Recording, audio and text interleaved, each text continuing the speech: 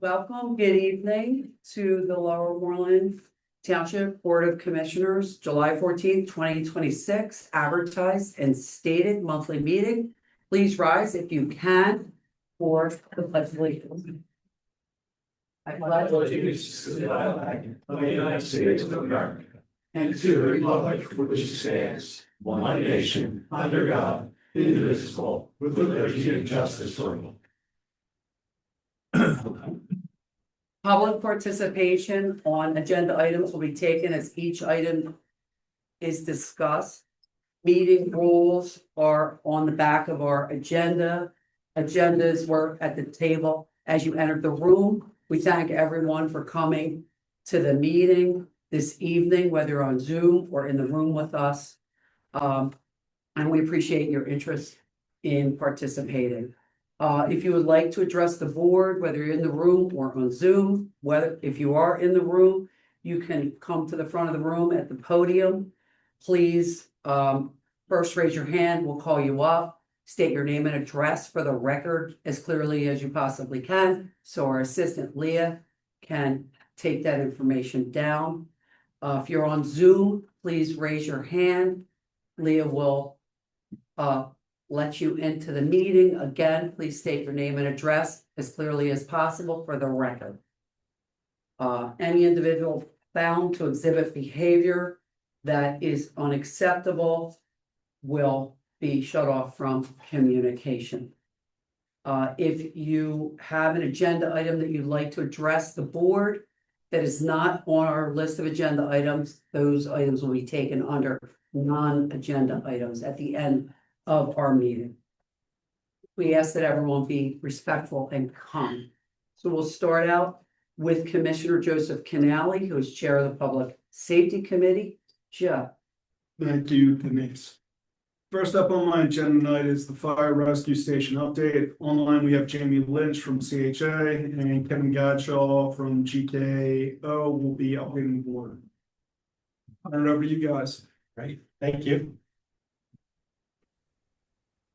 No. All right. Just forget. Okay. So I think there's really two issues that we're back this month to talk about. The first one is the one that I'm going to address, and it's the aesthetics of the building. And I think that the last time we met, we had developed an image or images of the building that were a combination of stone and brick and stucco. And feedback that I think we got from the board was maybe to look at an option that was just stone and stucco for the purpose that this would fit into the community a little bit better. So we did develop those images. I think they weren't sent out in a board packet a couple of weeks ago to give you an early look. And we just wanted to present those here tonight to see if they're a little bit more agreeable. So if we want to advance, I think the first slide just kind of shows where we were a month ago.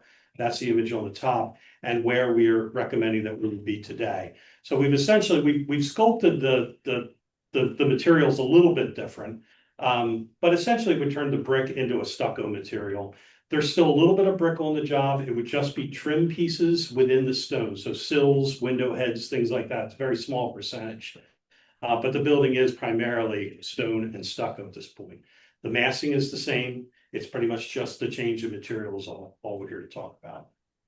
So if you want to advance one, just a view of sort of the front of the station. I will say that we have adjusted the coloration of the stone a little bit. You'll see that we are suggesting that maybe there might be red introduced. I didn't like the red with the brick. You know, I thought it clashed a little bit. If we're just back to stone and stucco, then maybe red coloration. The important message that I would want to deliver to you is that what we really want to work out now is what materials are on the building and how they sort of apply themselves to the building. Colors will be a separate conversation. We'll come back with stone and aluminum colors and metal roof colors, and we can look at that as a separate thing. That's very easy for me to change right up until the time we go out to bid.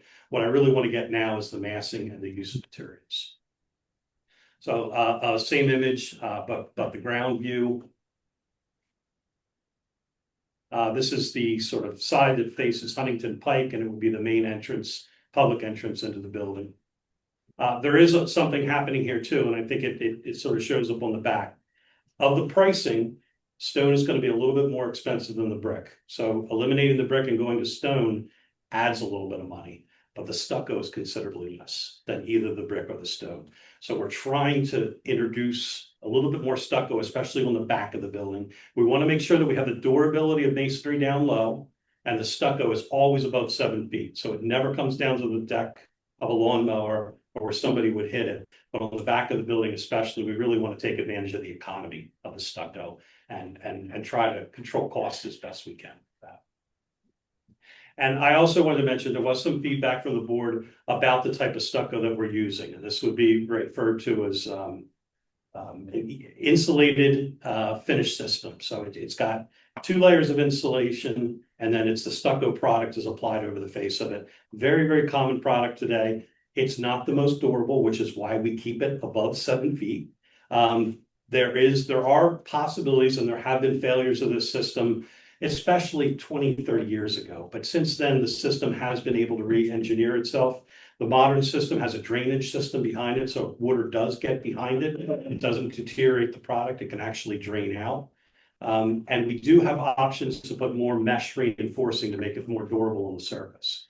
I will tell you that it's a very, very commonly used material. We use it all the time, again, because of the economy of it, the speed of construction and the simplicity. And again, generally, we do not take it down low where we need to have durability. We keep it up high. The last thing I would say about it is if it is damaged, if something happens, if something hits the building and cracks that outer surface, it's very repairable. You know, what you mostly don't want to do is let it stay damaged. You have to fix it. You have to put it back in place. I really haven't heard too much cases of that. When it's high in the air, there's just not much to hit it. Down low, yeah, in shopping centers and whatnot, you see people hit the corner of it. Yeah, that system will fail. It cannot handle that. That's why we want to keep it up in the air. So I'm hoping that you're comfortable both with the aesthetic images that we're presenting here and also the use of that stucco when it's detailed properly and it's used properly in the building. Do you have a shot of the backside of it? You can go back to, that was the image that we were looking at here. So off to the right side, you see the back of the bays, Gotcha. the apparatus bays, and then to the left, those are actually the bunk rooms. So here you are looking at the back of the building. No, I think it looks much better and fits the test that you were given. Great, I appreciate that. What was the roof that you were considering? So this is a standing seam metal roof right now. And we do have sections around the front that get down to 2 and 12, so it's not a good candidate for shingles. We really want that. The waterproofing standing seam you can take down low. Shingles really 3.5 and 12 is really where you want to be. Any lower than that, you void your warranty. There's a little piece of flat roof. We were given instruction in the beginning. Sloped roofs shed the water. We don't want flat roofs. We have one little section of flat roof, and that's there very specifically because that's where all your rooftop mechanical equipment is. Very small section of the building and filled with mechanical equipment for that reason. I'd rather not put that on slope metal if I can avoid it. You have 3-year, the 10, 12, or 15-year warranty. What is this stucco that we're using? What's the warranty on that? We can call that out as anything. That's really just how we specify what we require. So I think given the conversation that we've had here, perfectly comfortable with a 15-year warranty on it. And of course, you pay a little bit more for that, but I don't think that's a significant additional cost. Would you, because it's up higher, do you feel that we'll get more than 15 years out of it? Instead of Yeah, I think if you maintain it, there's no reason that you'd be trying to replace this in the next 15 or 20 years. I think it has that kind of durability. We have done a couple of patch jobs already on other projects where it's been in place for a while, but it might just be touching it up and painting it. The system's painted at the end, so it can always be refreshed. It can always be restored. Any other questions from the board? Any questions from the public? So Nothing online. that's good. And there is a second part of this. Jamie Lynch is here to talk about the budget. All right. So I am online if you can hear me okay, folks. Yes, we can. Great. Sorry not to be with you out of town on business this evening, but thanks very much. Just wanted to give you an update on project timeline and costs as I've done in the past presentations. And with your permission, we'll move ahead into what's referred to as detailed design development on the project and ultimately construction documents. And we're at a pretty critical stage with respect to the authorities having jurisdiction over three distinct elements of the project. One, as we've talked about, is PennDOT and their review. And over the course of the project, there are at least 6 reviews by PennDOT. We've gotten through 3 of the traffic reviews already, and so now we're headed toward HOP reviews, highway occupancy reviews, which will still take us into next year, as you can see from the schedule, as far as their timeline. And their timeline both dictates when we're ready to bid, and it also dictates what the components of the Huntington Pike improvements will be. And so we have to collect their comments and see if anything is added by PennDOT or requested by PennDOT, which definitely determines what the cost will be for the improvements on the Pike.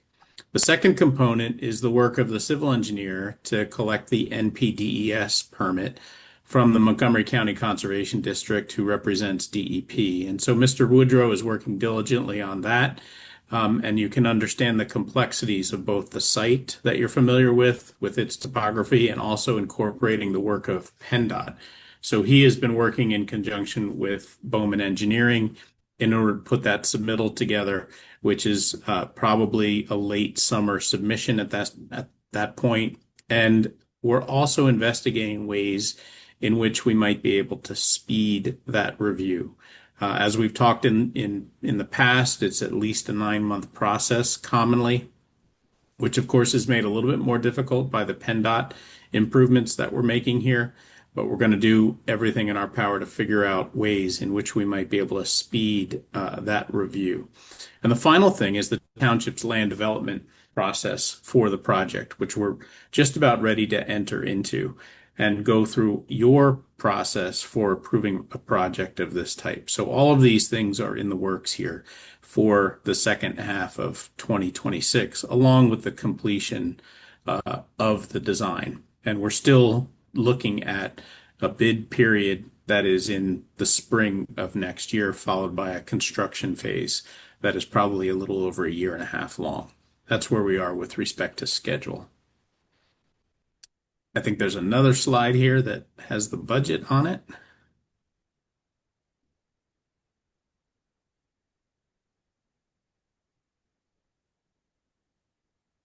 Is there another slide? I'm sorry. We're working on it. Oh, okay.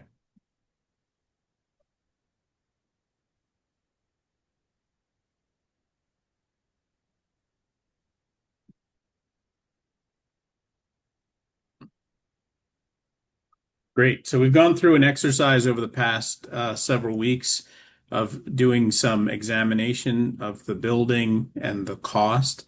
And we have indeed shaved some square footage off of the total building. And as Kevin identified, have adjusted the finishes so that we can update the cost.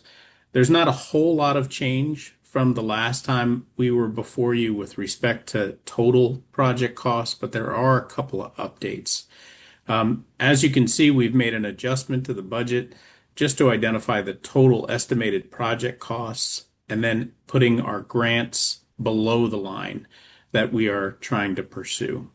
I'll just touch on grant items for a moment. At this point, there is no additional movement on the RACP grant. It's waiting Senate approval. There is an itemization, as we've talked about before, for $10 million, and we're very conservative, hoping for a $1 million grant. We've also got the PennDOT MTF grant that's listed here, and we're adding to that now the pursuit of a DCED grant for transportation improvements as well. What this does is, while it doesn't increase necessarily the overall grant amount that we would receive, it does increase the chances because we're pursuing 2 grants instead of 1.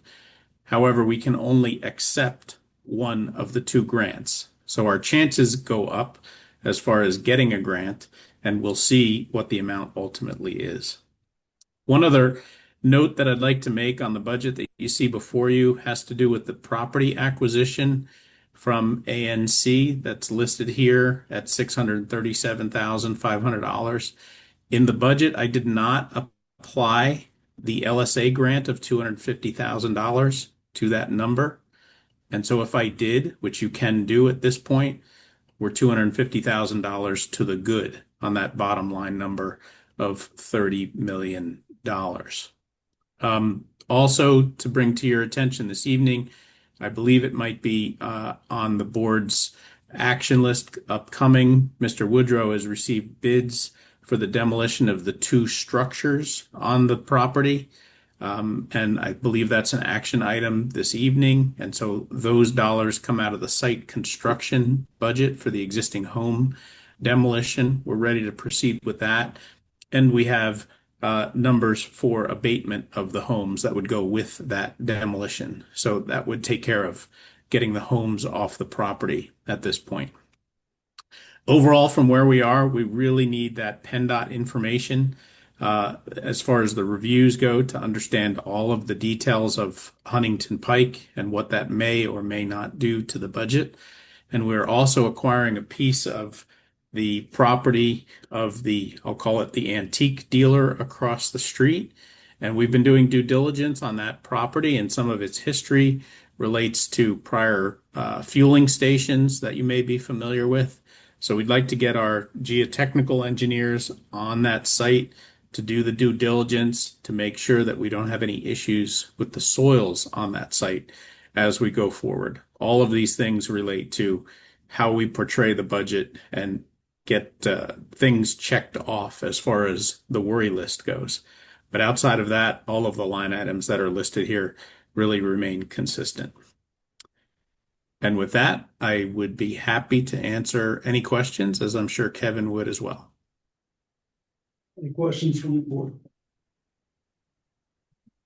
You cut 3,000 square feet out? Is that what I'm? Roughly, yes.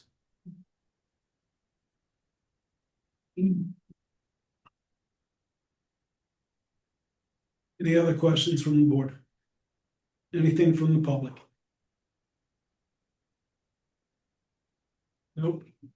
All right, Jamie, Kevin, thank you guys very much. Appreciate your time this evening. Thank you. Thank you. Have a good evening. Yeah, we've got other. All right, next up on my agenda for this evening is the bond parameter ordinance. Tim Anderson, bond counsel, and Ed Mary, bond underwriter, will be here tonight, giving their presentation. You guys want to come on up and give us a show, please? Sure.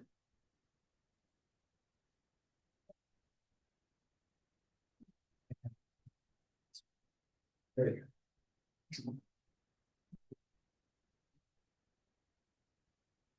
So my presentation is a little less dramatic, but no more important from that standpoint. So yes, what we're looking to do here, I listed the presentation here, but generally we're going to come back and we're going to ask you to approve the parameters resolution for the second borrowing for the firehouse project. As you recall, we're trying to do a series of $10 million bond issues, and that was important for both lower rates and quicker call provisions. You'll be able to refund the bonds. So we're trying to take the borrowings out over a longer period of time. And it just works out better that way. You get a 5-year call and interest rates are lower for very complex reasons. But by and large, if you just flip to the second page here. And as I said, this is an update. It is an ongoing strategy. We wanted to get going now, given where we are in the economic cycle, where we are in interest rates in 2026, and quite frankly, with Chris still here, we wanted to get as much as we possibly could together here and do all the kind of background data that we need to do, investor documents and all that stuff. But the 2026 bonds would be, again, tax exempt bonds. They would pledge your general obligating taxing power. These bonds would be exactly as we did the 2025 bonds. They would be for 25 years. So this one will go to 2051 instead of 2050. And we'd ask you to consider that parameters resolution on your next regular scheduled meeting. The parameters resolution, and that's August 11th. The parameters resolution takes all public action that you need to incur the debt. That's all that you have to do. We'll hold the rating calls, we'll get the investor documents, and then we'll start the marketing process, but we won't sell bonds until August 19th. So August 19th is the time that we know that we'll be locking in the interest rates on the 2026 bonds. So if you quickly go to page 4.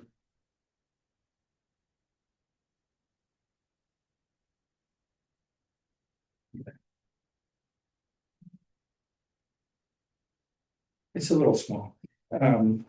But overall, what we're trying to do is, so we're estimating the bond issue would be about 9,605,000. It'll give you proceeds. It says uses of funds right there, 9,851,000.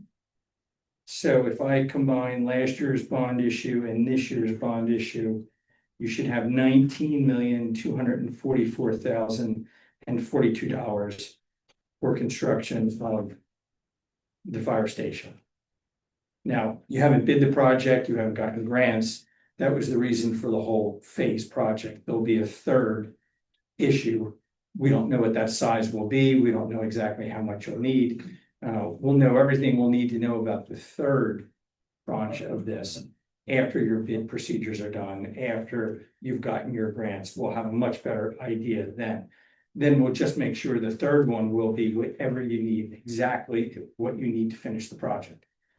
So you're not guessing, you're not estimating, and you're diversifying your interest rate risk over 3 years. So it's a really, really smart plan overall. The next page, if you could turn to page 5, I kind of did a 3-way here. So the navy blue, if you can see it, that's your existing debt. Those are the 2 series that you have outstanding. And then the Carolina blue was last year's issue. The peach one in the middle is what we estimate interest rates will be and what the debt service will look like on this one. So you can see all debt combined, the prior debt, the 2025 series and the 2026 series gets debt service to about 1,465,000 per year. And then if you wanted to, the next one out there that is the yellow, you know, that's my estimate. I don't know what interest rates will be like next year, but that's an estimate there. So if I was estimating a bond issue of approximately $8 million to finalize everything, total debt service is about $2,032,000 for all 3 components.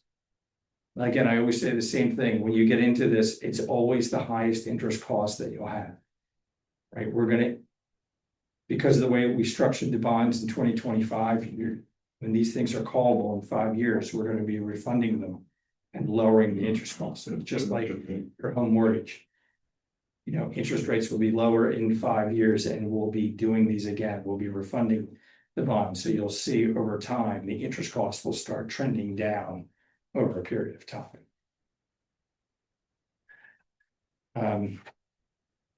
If you go to the next page, just briefly, I touched upon this. This is, you know, what I think a schedule, a timeline will look like. Starting Monday the 20th, we're going to start circulating financial documents. We've already completed the preliminary official statement. We've already gone to the township administration, asked a lot of questions, got a lot of information. So we'll be releasing preliminary official statement. We'll be holding the rating call the week of July 27th. And then again, we'll be asking you to approve the parameters resolution or ordinance, ordinance on the 11th, sell bonds on the 19th, and close about a month later, sometime around September 22nd. The funds will be in your bank account. Obviously, I said a lot of things very, very quickly. But again, this is just phase 2. This was always to be the plan. This is always to add on. But certainly every time that we reimburse the public when we sell bonds, you know, it's very interesting.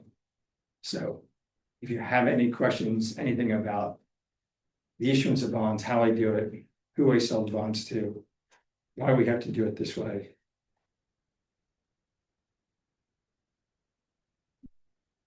Any questions from the board?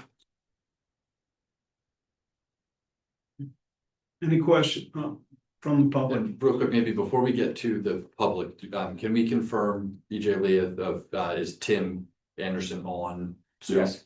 And if there's anything that he would like to say about the ordinance, because the specific agenda item for tonight is to authorize advertising.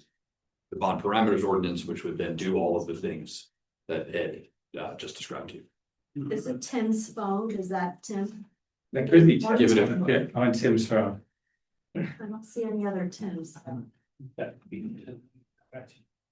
Yes.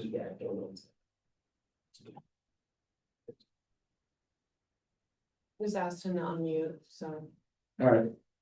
Well, by and large, I'll make sure he gets the message and, you know, if you authorize us to advertise, we'll advertise for the meeting. The resolution itself, if I was gonna play, you know, bond counsel here, the ordinance, you know, the important part is you're pledging your general obligating taxing power. You're issuing approximately $10 million worth of general obligation debt. And that's really what this says for the project with a bond counsel. And you're gonna name a And penny. maybe for the public's sake, that ordinance authorizes broadly up to 12 million. We are not going to need that. Why is that? So we always advertise for more than we need. Because we don't know exactly what years the bonds are gonna fall into. We're trying to make a level schedule until we have the interest cost. Or the interest rates, we never know exactly where the bonds are gonna fall on the schedule. DCED requires us to ask for a little bit more in each one. But I can't ask for a little bit more in 1 or 2 years. I actually have to ask for like 20% more across all years. So that's how we get the $12 million. So I have some flexibility when I'm marketing the bonds, putting the principal amounts in each year. As Chris said, we will never issue more than $10 million. $10 million is our number to remain bank qualified, to get the 5-year call provision, to get the lower interest rates, to get the local bank participation. All that stuff is 10 million. So we do advertise for 12. But we will guarantee you, we are not going to issue any more than 10. Right now, we think with the premium bonds that we get, we don't think we're going to do more than 9.6 million. But we will not go over 10 million guaranteed. And then, so with that explanation, unless there's any clarification on that, then when it is time, it would just be consideration to authorize advertising the bond parameters ordinance, which would then come back for a vote at the August meeting. All right. Any questions from the board? Hearing none, let's move to the public. Yeah, Come on up. question. Yes, Come on up for me. I'm sorry. Come on up and state your name for me and your address, please.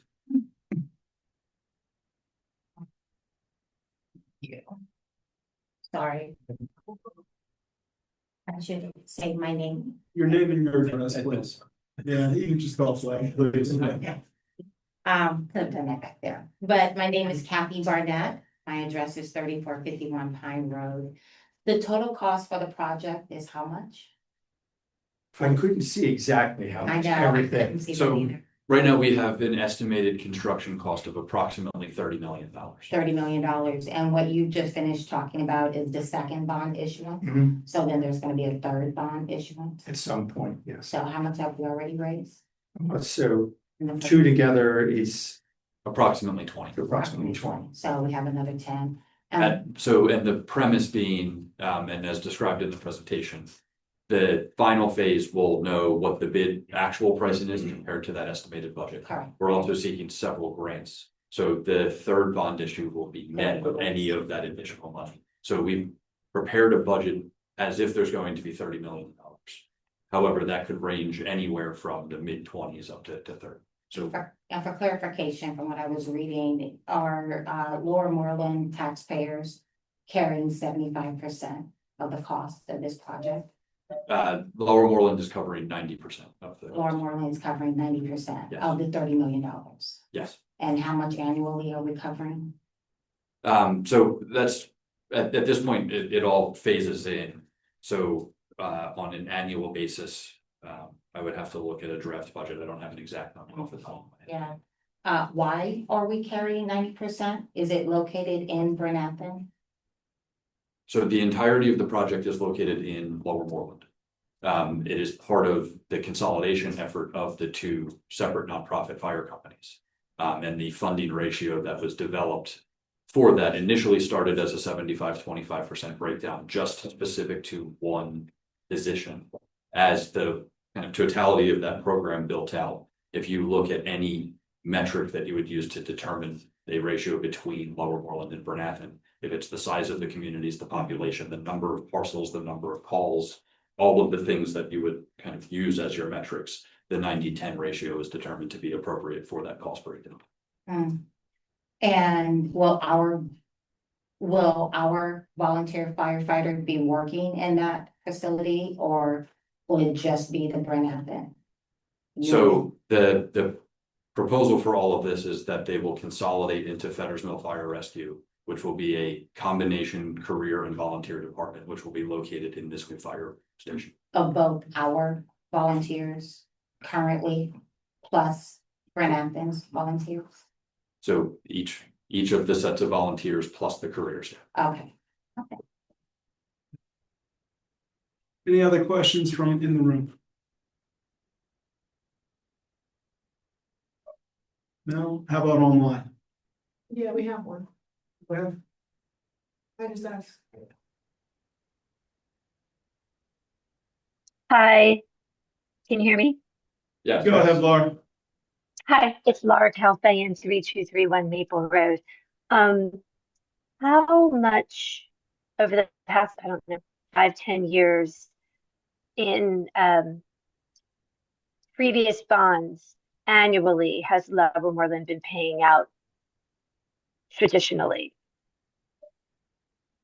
Is the question, what is prior to incurring debt for the firehouse, what was our level of debt service? And how much of that debt service are we paying out annually? So Ed, with the page. Yeah, page 3. I did yes, page 3. It's like blue. Page 3 at the top, so under that green box, you had 3 bond issues, the 2025 now issued for this project. So let's leave that one separate. So we leave that, so there's only 2 outstanding bond issues. The 2021 bonds and the 2021 bonds were refunding of the 2012 and 2018 bonds. So it saved money when interest rates were at historic lows in 2021. That bond issue was issued for the purpose of refunding and saving money. There's only $985,000 left on that. The 2017 bonds was a refunding of the 2011, which was authority debt, as I recall, for some new money. And there's only $685,000 left on that. So there's basically 2 bond issues that were remaining. And each one of them only goes to 2037. On the bottom right there, I actually have you can actually see it.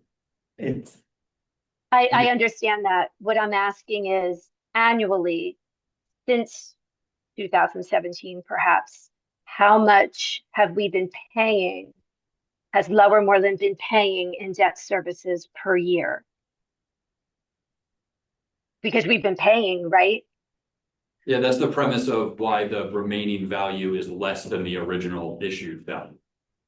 Yeah. So right now, there's another slide, which is a couple pages down, that shows what the remaining annual payments are. So 2026 is the final year of any significant debt service payment, which is $793,000 on the 2021 series and only $70,000 on that 2017 series. So that would be about a little like what $860,000 a year. So we've been averaging, I think, about $800,000 to $1 million a year in debt service. I was gonna say around 900,000. Just looking at Okay, the yeah, two- that was what I was aiming for. And on one of these pages, the one with multiple colors, it seemed to offer a few different scenarios. It was just so quick. A few different scenarios about potential annual debt service payments.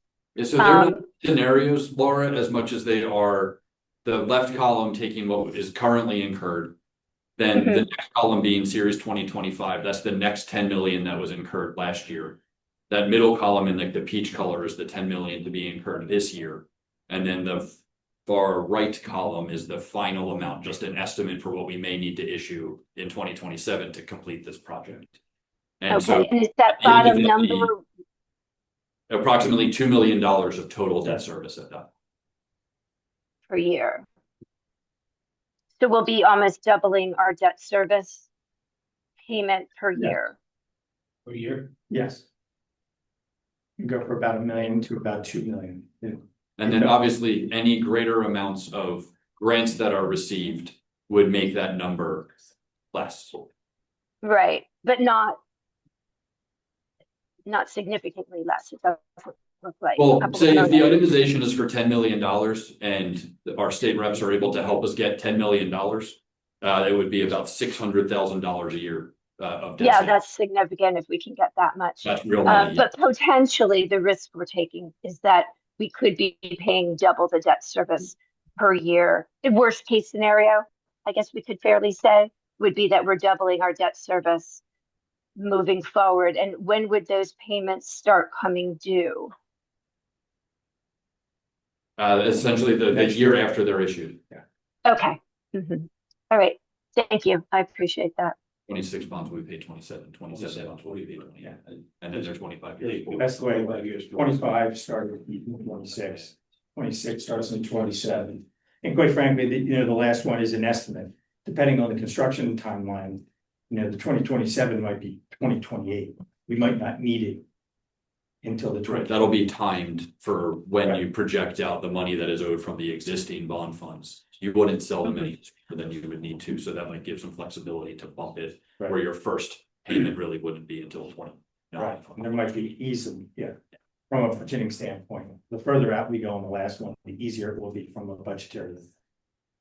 And then we have to add in, this is just for the building, then we have to add in our additional annual expenses, taking on 90% of the operating expenses of the firehouse and the payroll, which could be a couple of extra $1 million a year as well, that we are not currently paying. I would disagree with that assertion. So the 2026 budget captured not all of, but much of the future FMFR contribution amount.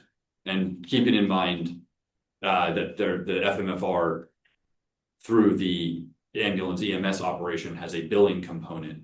I would say a good amount of that is already captured, so I would not expect, unless there are additional staff added. We have already tried to capture that into the budgets that have been prepared.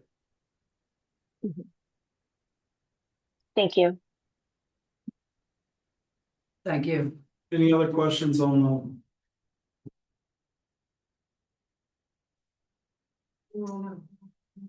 nobody you're saying? All right. So at this time, I'm gonna make a motion to advertise the bond sale as described.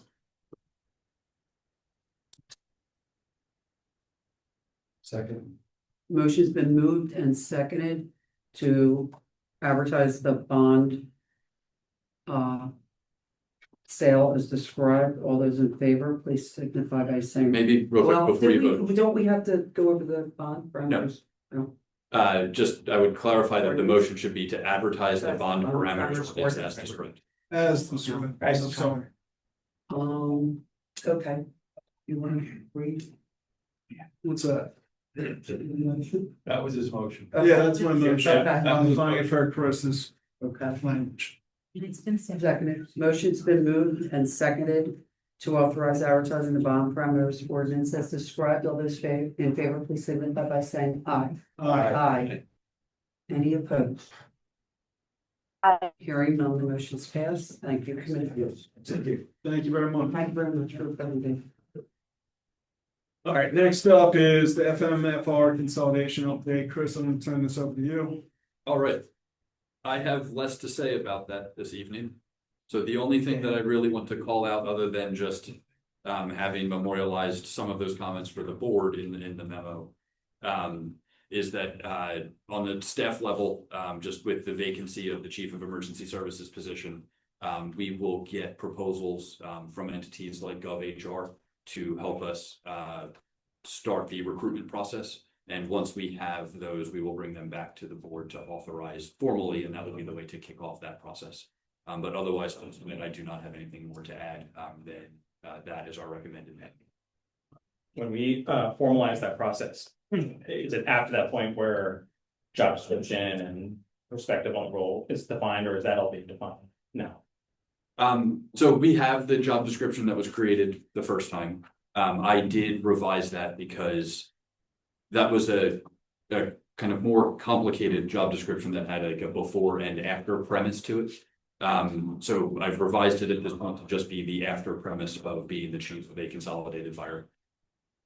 So obviously, if there's any change that needs to be made to that, that can be done, but that's the draft that we currently have in this. Would you be able to distribute it so we can review it and provide feedback? Sure. Because I think, you know, it would just be good. I wasn't part of that when we had the original, and I think we've learned a lot over the last couple of years about what our former chief did and didn't do, and I think it'd be good to review that and just make sure it's hitting the notes that we want to hit. So I'd like to see it at least. Sounds good.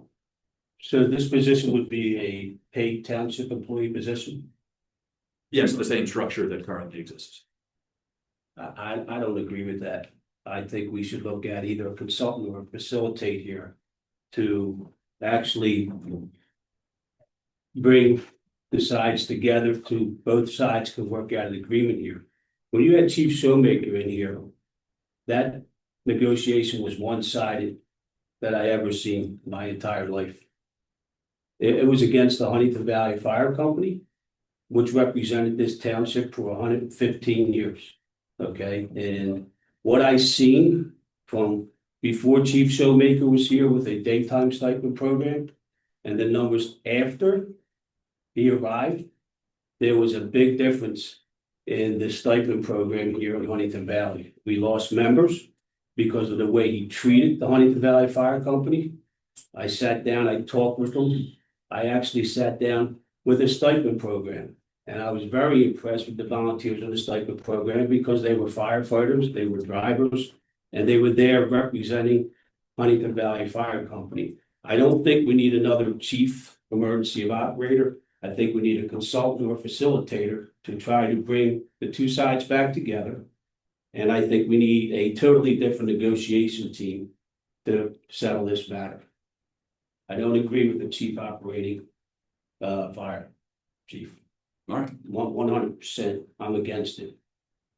A consultant or a facilitator, I think would be the way to go. I think it would be handled faster, and I think it would be handled professionally and fairly. Appreciate your comments. Any other comments from the board? I just have another question too, because we talked about this in, it would have been what, May, was when we had the deeper discussion around bylaws, and one of the questions that went out that I don't believe we got resolution on or feedback on was whether it was pertinent to have this role, this chief, actually be an employee of the like house itself, like the 513C, the entity, rather than being a municipal employee, given that they were outside of the sort of the whatever the board is going to be deciding from a budgetary standpoint, that they were a municipal play, but they were going to be appointing officers from that were employees of the fire company. So I may have missed it, maybe that information came our way, but I don't recall us discussing or determining whether it was pertinent or better or worse to have that employee be, not a municipal employee, but be part of I it. think it's more a matter of preference than it is any legal consideration for whether or not a municipal employee can be assigned through the bylaws of a separate 501c3 to perform that role. Okay, so we don't feel like there's any legal requirement of legal restraint that would prevent us from doing that. Yeah, I don't, let me understand the question though. I'm trying to, we raised last time that in the structure that was proposed, we would have a board of this fire company as a Right. separate entity. Right, nonprofit board. We would have a chief who would be responsible for advising that board, for providing perspective to that board, for running the company. That'd be a municipal employee, Township employee. Right. township employee, right? And then everyone else would then would be an employee of the nonprofit. Right.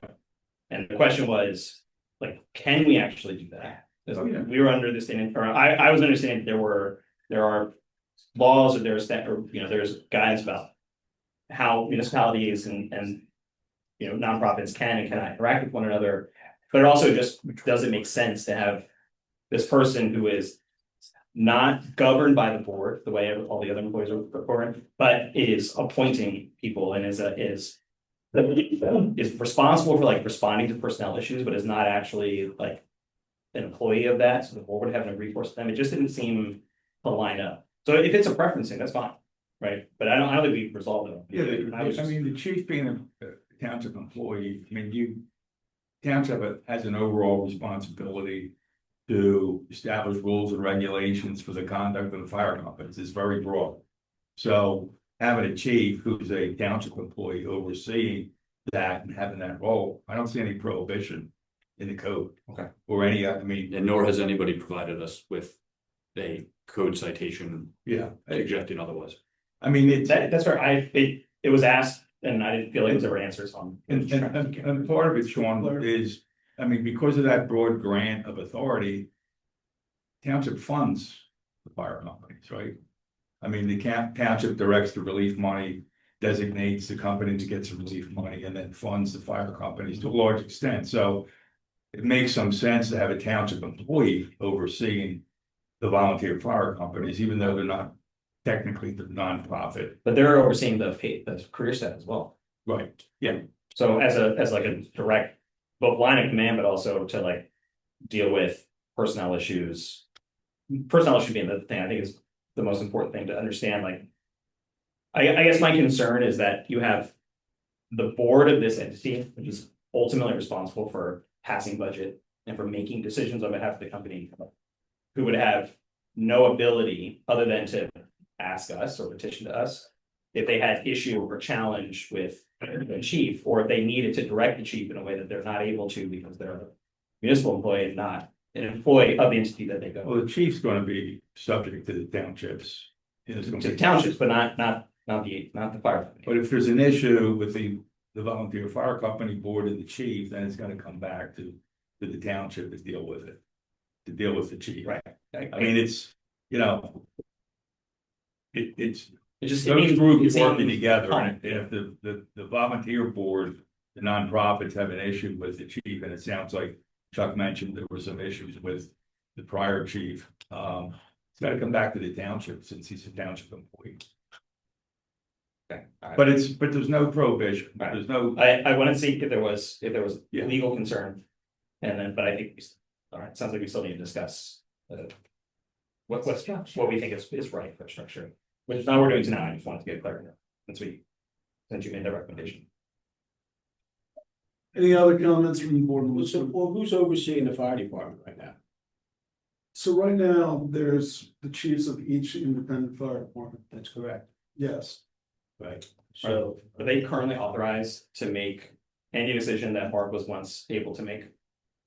Is there anything like, it's like budget is not something that is in their purview at the moment? Or is there anything else that we need to empower them with so that if something breaks and they need money for it, That already exists. You on a bill list earlier this year and on a bill list tonight, you are reimbursing expenses that both fire companies have incurred and have requested reimbursement. So, and that's where some of the problems came in here for the Huntingdon Valley firefighters, because Mr. Showmaker was handing the invoices in late where they were acquiring late fees on their bills that they were supposed to be being paid for because they didn't have a budget to pay their bills. So tonight, we have no one in charge of our fire departments except for the two chiefs. Okay, let me finish. Go. Okay, so it will be Ted Middleman and whoever the chief is in Burnett. Ken Schroeder's the chief. Okay, that's you. Maybe. Right, and you're the mayor also, correct? Yeah, but that doesn't affect what I do for the fire chief. I just want to make that, put it on record. I have a lot of hats.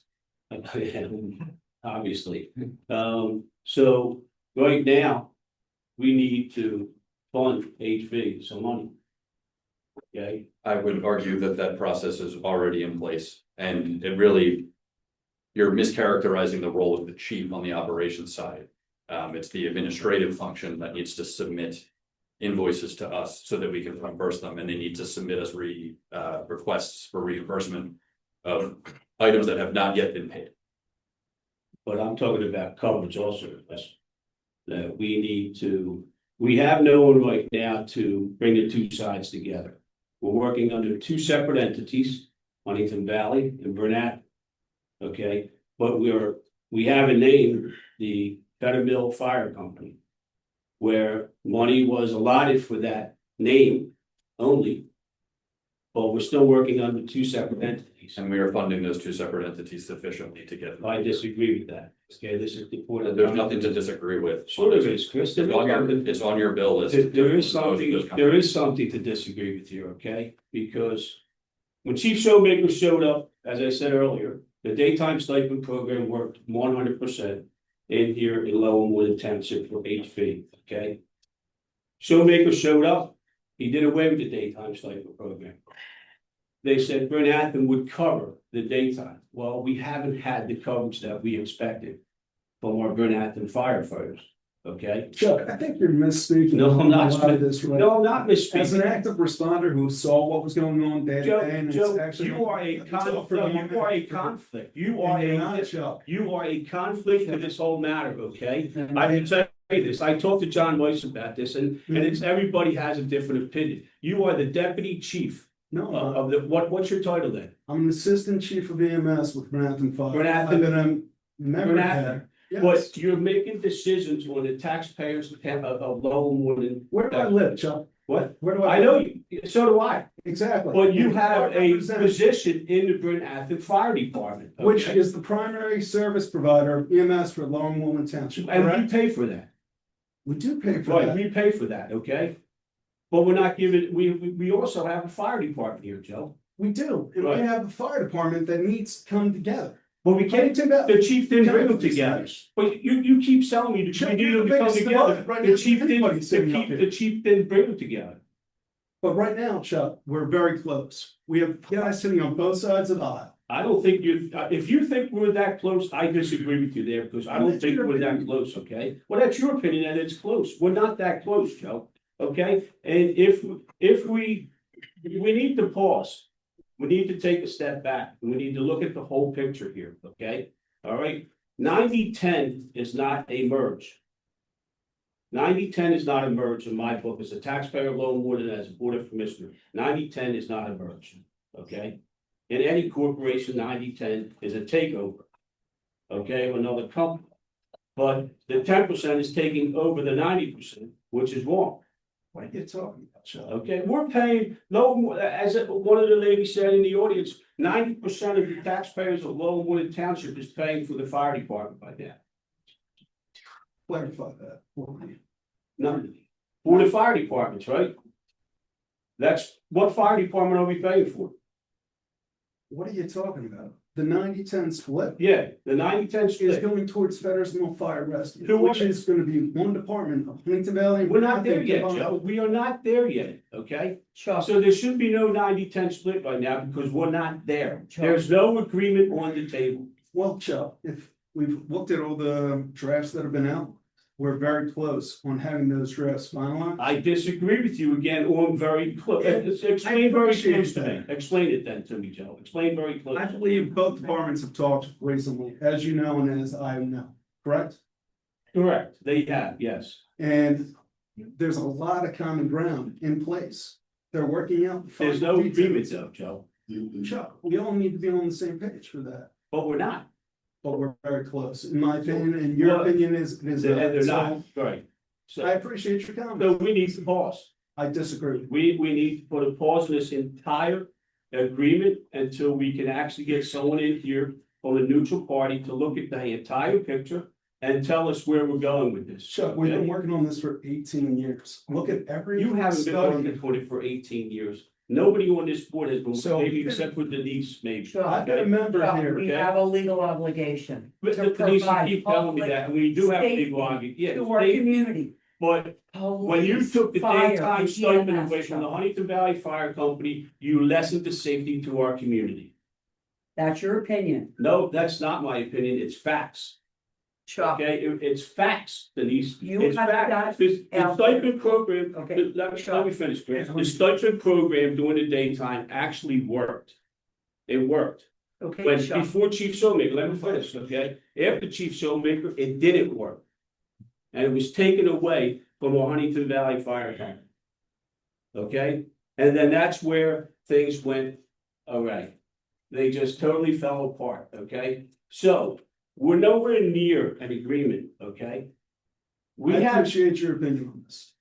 We But do. we can take it offline because we can agree not to. And all we're trying to do is try to but provide we need to best provide, services to our residents and we're not doing that and the right now. community. Why is that? Because we don't have enough coverage during the day, Joe. Chuck, our numbers are better than they've been in years. No, they're not that better than they've been, Joe. No, you want me to give you an example where we didn't have no coverage? Just one? You remember you told me just one is enough, that's all we need, okay? I don't know what you're referencing, but. go When we ahead. have no coverage, okay? Engine 19, Brent Anthony, you were called to cover another fire station. Dispatcher called you 4 times from Montgomery County. You didn't answer. Until Ted Middleman got involved, okay? And Ted was able to get 3 volunteer firefighters, and I believe you sent one of your firefighters down to the station to cover that station. But it took 45 minutes. If you went up there to cover that station, we had no coverage in Lower Moreland Township. That's what I'm talking about. We need coverage. And with the daytime stipend programs, we had coverage with both fire departments, okay? So one of you could have went up and covered that Tree Rose or whatever fire company that needed coverage. If we had a daytime stipend, there would be no problem here, okay? The Chief Showmaker's argument was 4 men on the truck. Many times, Brent Athens goes 2 on the squad, 2 on the truck. No, 4 men on the truck, you told Huntingdon Valley, you weren't meeting that criteria. So we had different criteria for different fire departments, okay? Chuck, And what I I, believe what you're saying is incorrect. No, it's because I not. know what the response It is not. policies and procedures are. I see them. on a it's daily not basis. incorrect, Joe. Go to the CANALE and look. I do. Yeah, so do I. I'm a Okay. chief. I still Right. see that and I still respond to calls and I tell you what occurs. I appreciate your comments, but I believe you're being fed some bad information from some. No, I'm not. Well, see, Joe, here's where the problem lies, because you believe we're being fed bad information. No. I- And your loyalty is to Brent Athens, No. not, no, Do you want no. to know where my loyalty is? To Yeah. the residents of Lower Moreland Township. It can't be, who I it can't represent. be, because you're Why is spending that, those Chuck? tax dollars and giving it to Brent Athens Fire, when we should be giving them to Huntingdon Valley Fire. That's where the loyalty You're lies, missing the okay? big picture. No, I'm not missing the big picture. They, into one. I'm not missing the big picture, We need okay? consolidate Can I- on your Don't organization. say it, don't take the bait. Yeah, I'm trying to Chuck, calm down the. Doctor. as you said, let's take a Okay. pause. Well, we need a pause, John, you're right. Okay, but the only thing on the agenda that we started with is whether or not Yes, to go forward with another chief of emergency And services. that's not even up for a vote, so we Yeah, can just it's- carry. it's just a It's just- discussion. It's a It's a discussion. discussion. Yeah, but we need to discuss everything that got us to this point here. If we miss that point, we'll be right back in the same boat that we were if we hire somebody else. So that needs to be clarified, John, okay? That needs to be cleared up, okay? And it hasn't been cleared up yet, okay? And if we don't clear the problems up that we have now, we're going to be in the same situation that we were today, tonight. Chuck, there's 6 opinions on the board. I understand that. So let someone else give their opinion, because, you know, you're either gonna move forward with replacing Showmaker or not, you're against it, that's pretty clear. But what do you want to do with that position at this point? Where's the rest of the board? Circulate the job description, then take a look at it and see where we are. Will do. Yeah. Sounds like. I do have a question though. About this role, but until we find someone.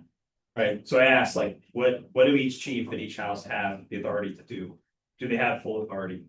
But there's nobody, like, one thing that Chief Schulberger was doing was determining on, I believe, on a daily basis. Where equipment was, where vehicles were, right, to make sure that they were being staffed in the right place. Is there someone doing that now? Or is there someone authorized to do that now? So, right now, each department's handling their own staffing. Ted's away on vacation, as you know, right now. Once he's back, he's gonna sit down with Ken and Tim, and they're gonna come up with a policy. So that should happen sometime later next week. So they're gonna decide how each house will operate moving forward. We also need to understand, so that, which is fine. Just for the staffing for the current time and having one. So if we're gonna operate with trucks at each location, because we can't have all trucks in one place. If we're operating with people in both, if we need trucks in both locations, we need people in both locations. I would recommend that we consider allowing Huntingdon Valley to have, for a short period of time, to reinstitute stipend, to give them coverage where they don't have coverage.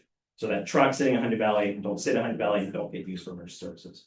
I'm not opposed to that, but let's have the chiefs talk and have them come back to us with their recommendations next month. That's fair. I just think it's important for us to empower both houses to do what they need to do. And so we have someone who can work and continue in this process. I'm hoping we're not gonna wait until next month.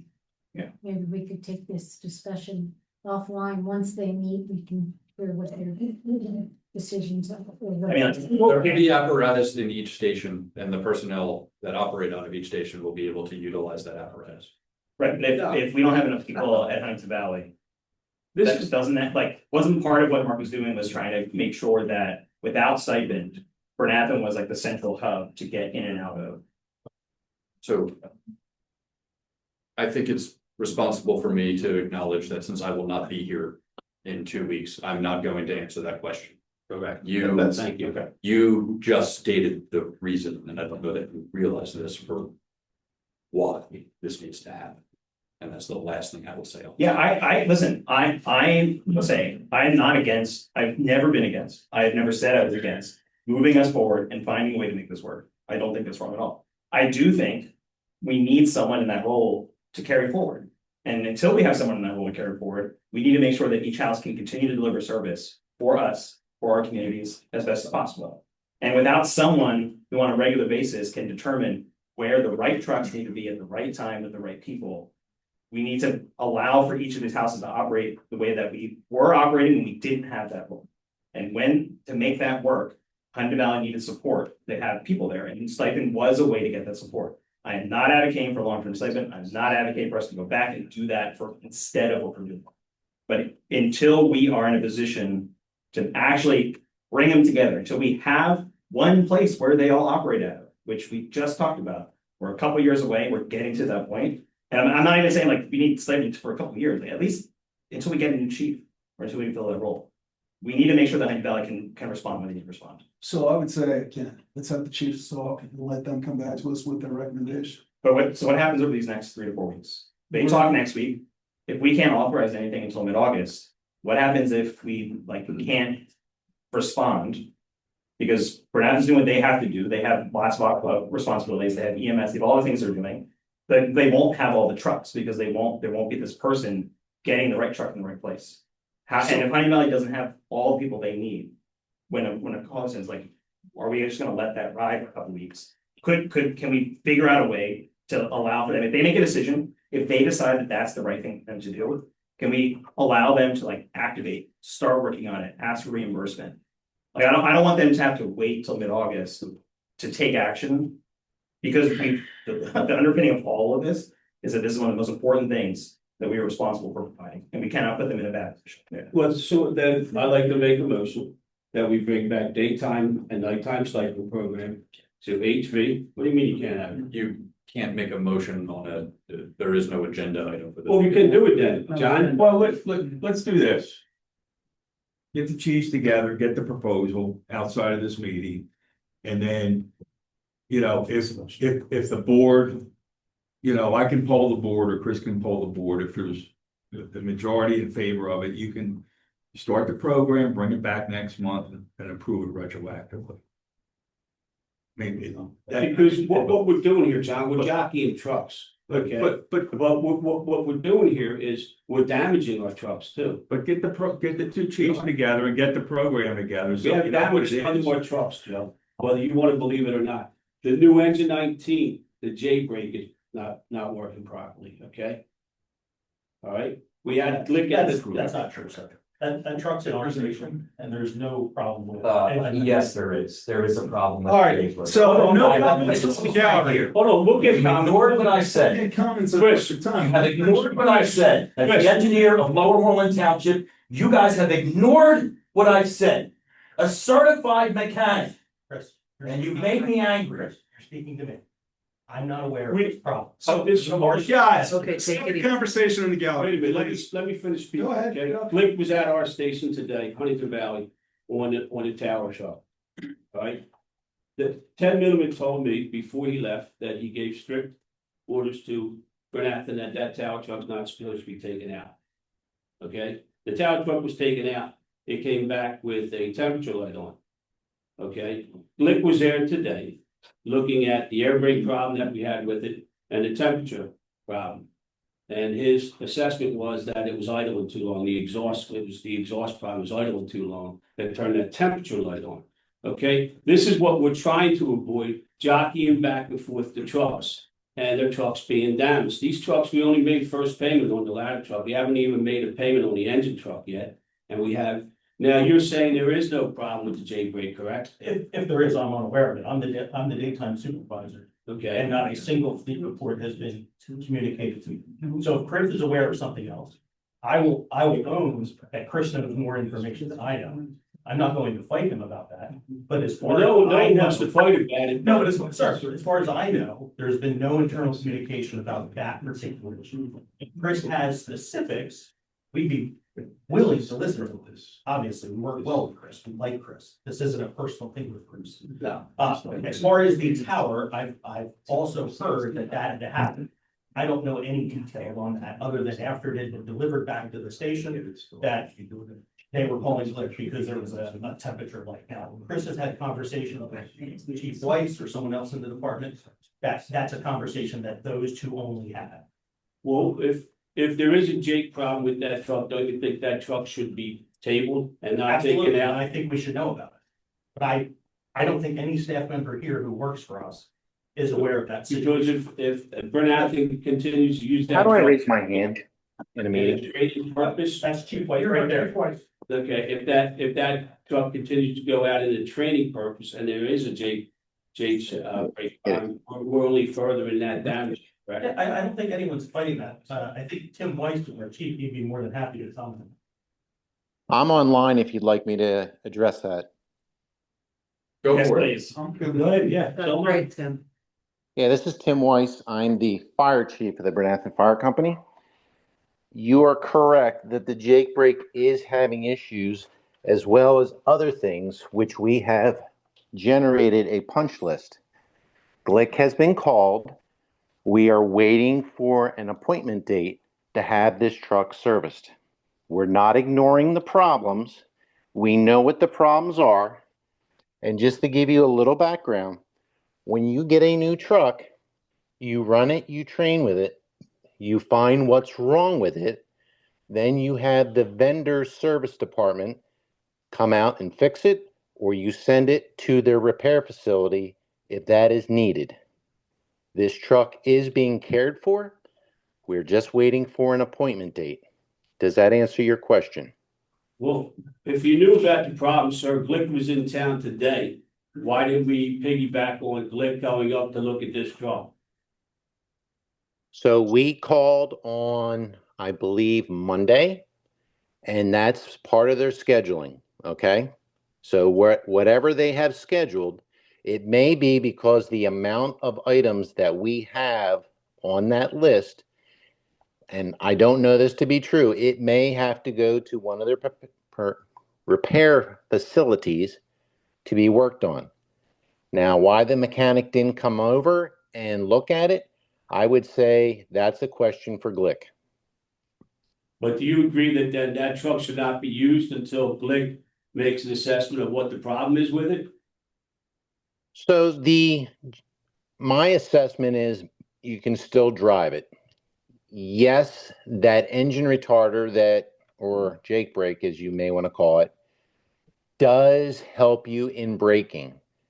The truck will stop just fine with its brakes. Now, does the Jake brake take some of the burden off of the braking system? Absolutely. Can you use the truck without the Jake brake working? Absolutely, you can, in my opinion.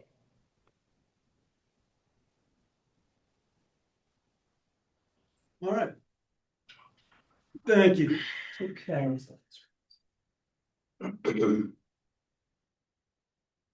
All right, any comments further from the board? Any comments from, I'm gonna have a comment real quick. Chris, I would like you to definitely, as expressed, circulate the job description for Chief Emergency Services to all of us.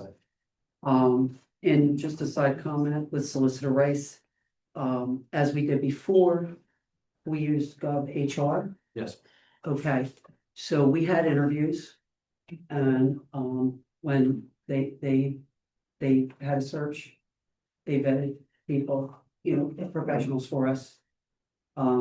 Just to the board, we will have interviews, so try to clear your calendars.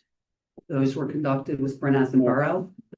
This is something that we will be doing as soon as we possibly can. And just a side conversation with Solicitor Rice. We can do that. I think that's something we all need to do as soon as possible.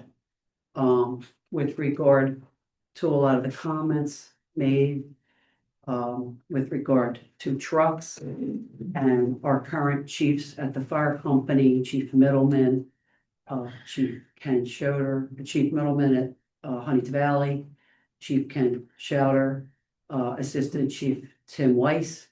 no, he's a chief. Oh, Tim Weiss, Chief, Ken Schroeder, Mayor, And chief. and Chief.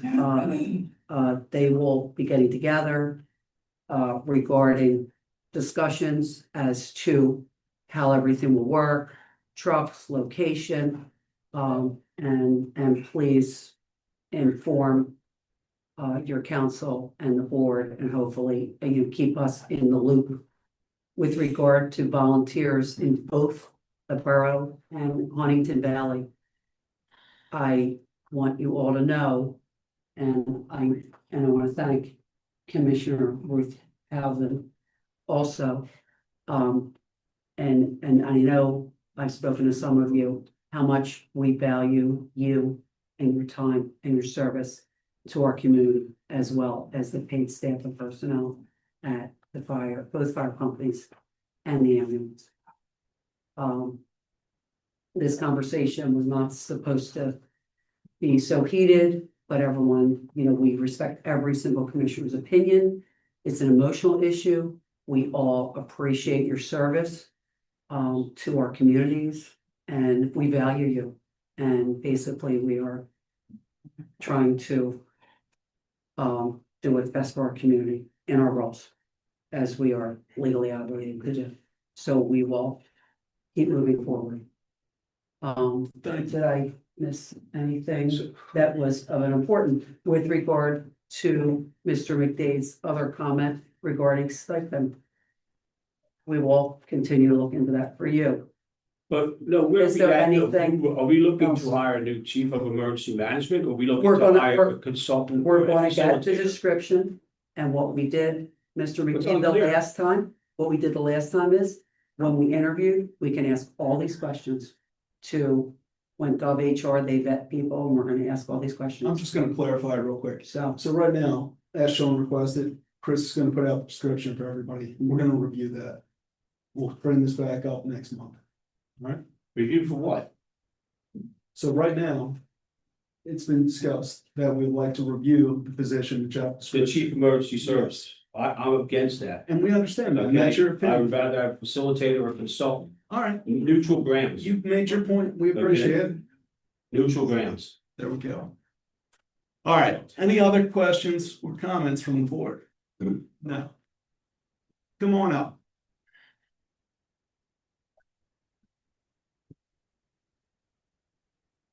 Judy Moss, 144 Byberry Road.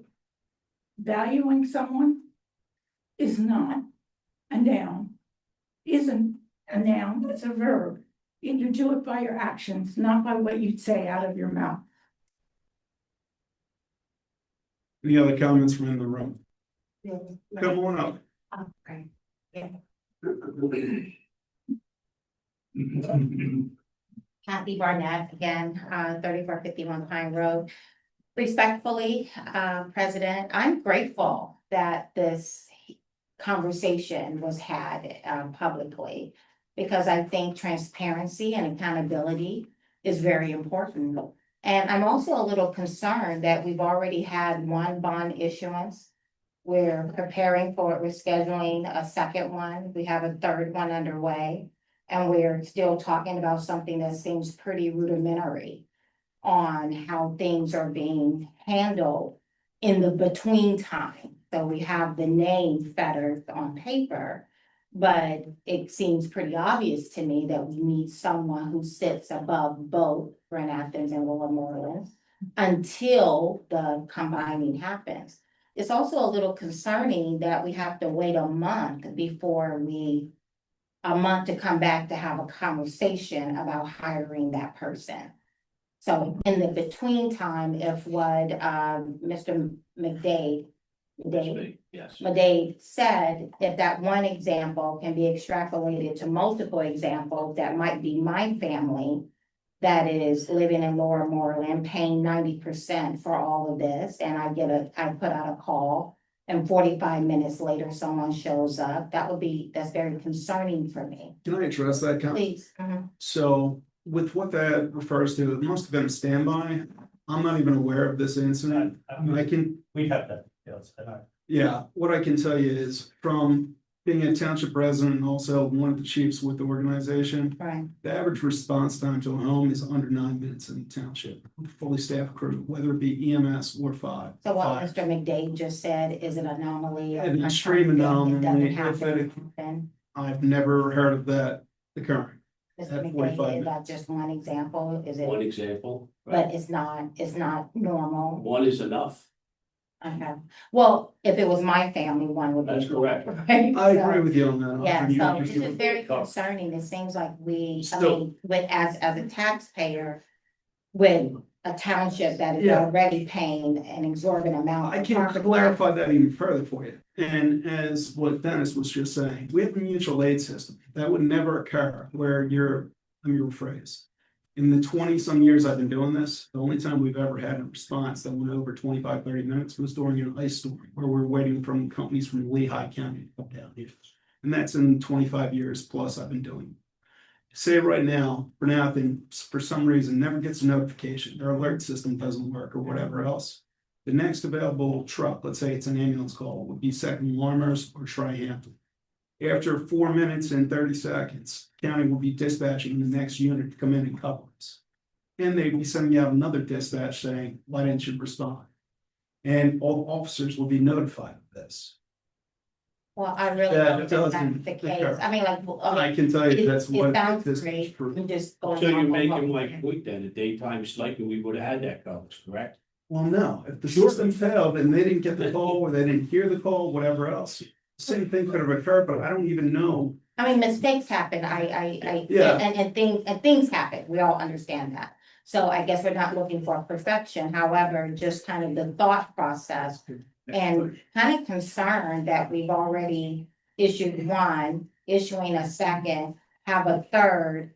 And we're talking about something that you guys probably should have considered and been more on top of having some third party as a liaison between the two, making sure that the resources are allocated the way they are. So I'm grateful that we had this conversation because as the public, I should be aware of this. To come and put it in your mind that that's kind of alarming to me as someone who's living here, my family's here and paying taxes. And people just kind of making motions to spend more of my money. So I'm kind of concerned about that. Appreciate the comments. Back to your. Yeah, just one last question. So as of right now, who will own that? I mean, once everything is in place and the two combine, who will actually own the building and the property? Whose name is on the Moreland bond? Township will own it and lease it to the entity. Okay. There we go. Anybody else from the room? Go on, Chris. Hi, my name is Chris Amato. I live at 535 Ann Street. First, I want to apologize for the outbreak. I've been working with Ken and Fred and everybody in this room my entire life, actually. And I apologize to the board for that. Okay. But you guys have to understand, right? I've been a mechanic for 30, 40 some years. All right. I do have all my certifications. Okay. And when I see a problem, I take it very seriously. I take my job very seriously. Okay. Now, Moreland Township is the one that owns the fire trucks. I work for Moreland Township. I help out Moreland Township tremendously. Hopefully you guys, Chris, vouch, Steve can vouch. Even if it's a police car, if it's a dump truck, that doesn't matter, whatever it is, I take care of it. And if there's any issues, I will go back and I will correct. And then that's, you know, how I take my job.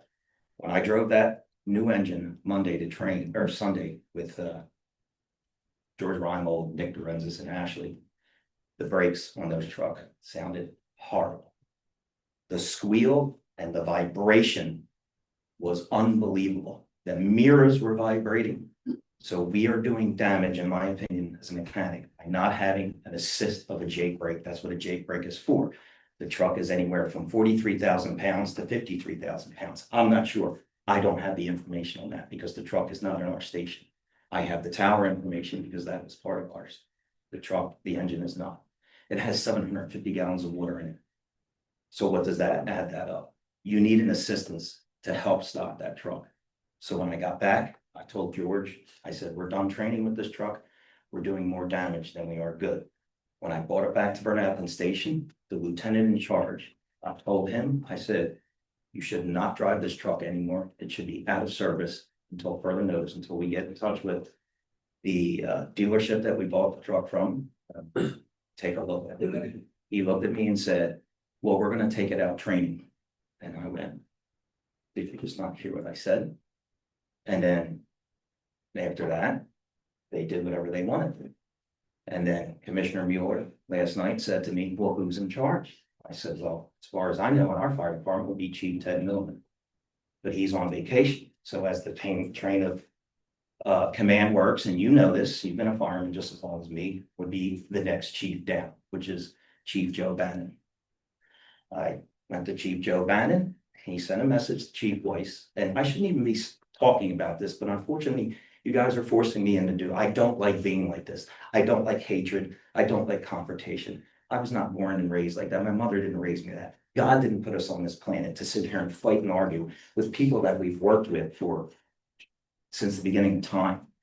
There has been so much hatred to the looks that I have never seen in all the years I've been in fireman.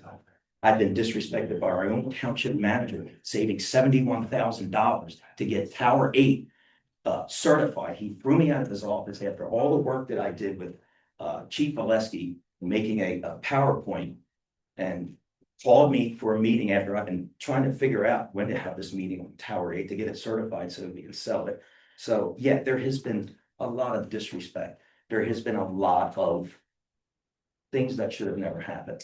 So if you're not going to listen to me as the engineer and put the truck out of service ASAP and not use it, yeah, will the truck stop? Of course it'll stop. It does have brakes, but there's no more assistance from the Jake brake. That's what the Jake brake does. That's why you see big tractor trailers when they stop at a light, it goes. That's a Jake brake, that's what it is. If somebody doesn't know, cars and engines and, you know. The Jake brake is, if it's not a Jake brake, it's a transmission retarder. It's the same thing that helps stop the vehicle because of the weight. And if you don't have that and you continue to drive it, you are doing damage to the brakes. And I think the damage is already done because the brakes squeal like you wouldn't believe. And I have 3 witnesses. If you think I'm lying, I don't lie. All right, I'm not a liar. I don't like lying to people. I don't like lying to the community. I don't like lying to my customers. That's why I have a 5-star rating. I had a woman come in today off the street who was absolutely amazed of how I treated in today's world, how I treated her. And I treat our township the same way, with the most respect, and take care of our equipment with the most respect. Police officers call me on a Sunday to go plug the tire when they have a flat. That's how much respect, and hopefully Chief Smith has the same respect back and Steve, you know, when he's there, when he needs my help, I'm there. And, you know, I don't understand why I'm being so disrespected all the time and why I'm being treated the way I'm being treated for no reason. If the truck isn't working right, why are we going to continue to drive it? Thank you. It's $1.1 million that Lower Moreland taxpayers are paying. Appreciate your comments. Yeah, we thank you for so much. You know, for I bringing mean, it to our attention. we shouldn't even be having this conversation. And again, I apologize, Fred, and I apologize for snapping on it. If you put the truck out of service, it should have been out of service. So Well, I appreciate your comments. they should be out of service. Thank Should you not for be this driven thought. until Blake comes out and takes a look at it. Okay, but that means no training, nothing. That means, I got you. Appreciate the comments. so I'm sorry, and I didn't mean to do that. I apologize. Everybody. I wish you luck in the future. Okay, I know that we had some confrontation. You have a distinctly different memory of that conversation. It was me and Kate. Oh, I Shattuck. I absolutely remember. Yeah, well. I'll be. You should have gave me a little bit more warning. Thank you, guys. Next up, anybody else in the room? Online, Yeah. let's go with Sam.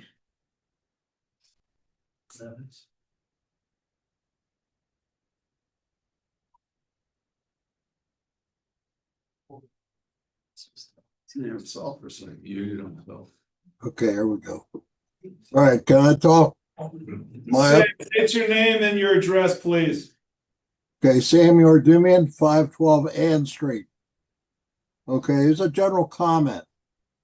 I was spent over 50 years with Bernathen Fire Company. I was chief engineer, similar to Chris, for many years also. Okay. When I needed to do something, I had the authority, if would need be, to take a truck out of service. I had the authority to spend within reason money to go out and buy parts and take care of the job. I have seen Chris spend literally hours at his business making 4 phone calls, 3-4 phone calls, just to get the authority to spend $20 on something. He needs the authority to act and the reasonable authority to spend money to take care of it. Thank you. Thank you, Sam. How about Kelly?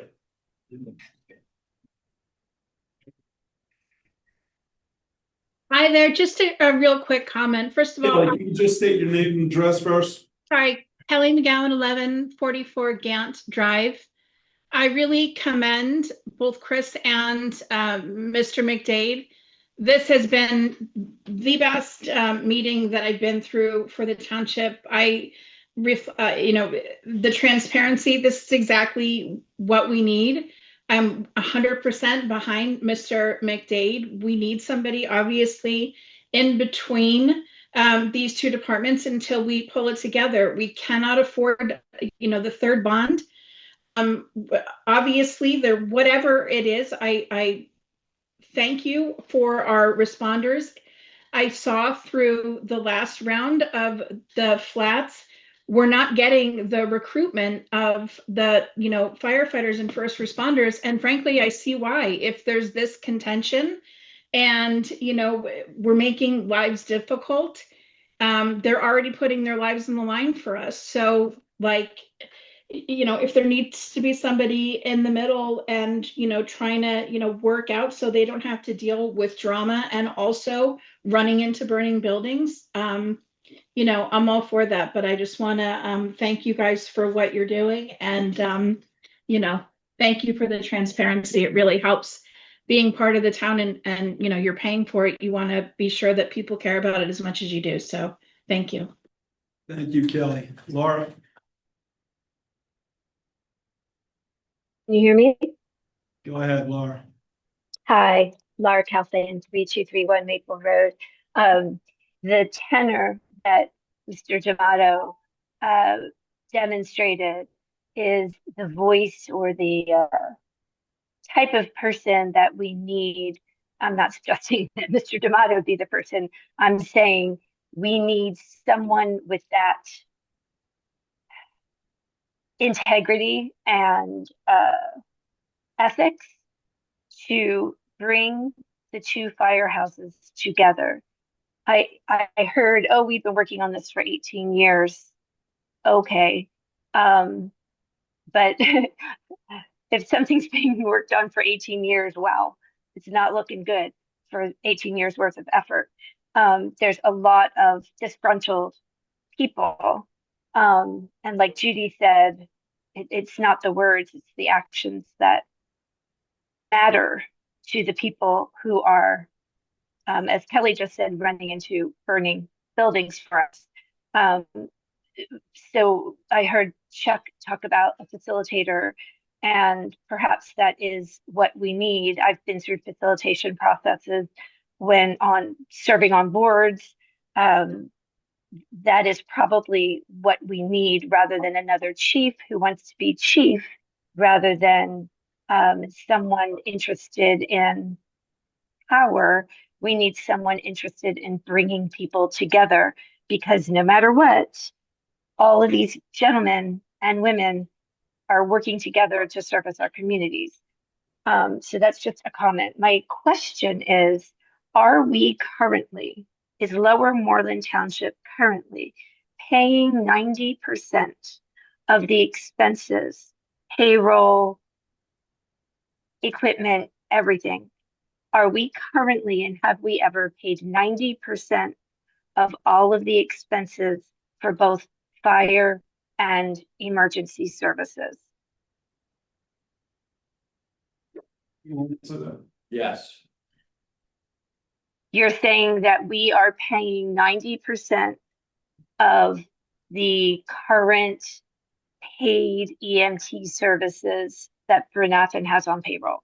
Of the net expense remaining after you deduct out all of the other revenues that each organization has. Yes, so this bill list has us paying 100%, and then we will be billing the 10% back to Brenathan. And that has been how it has played out through the entirety of this year.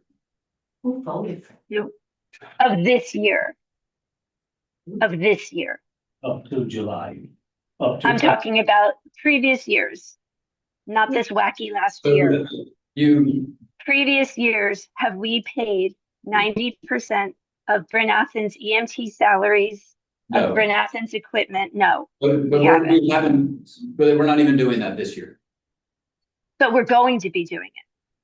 Once the merger happens, we are going to be doing it. That's my main concern. Bonds, schmonds, that's one thing. We also have to add in, and I don't believe for a second that anybody in Lower Moreland Township, not any of the commissioners, not even Chris, has added up potential costs, complete costs, overhead, equipment, everything that we will be incurring once a merger happens. I do not believe that anybody in Lower Moreland Township knows what that potential budget could look like. We have been addressing this 18-year merger ass backwards from day one. and it's irresponsible.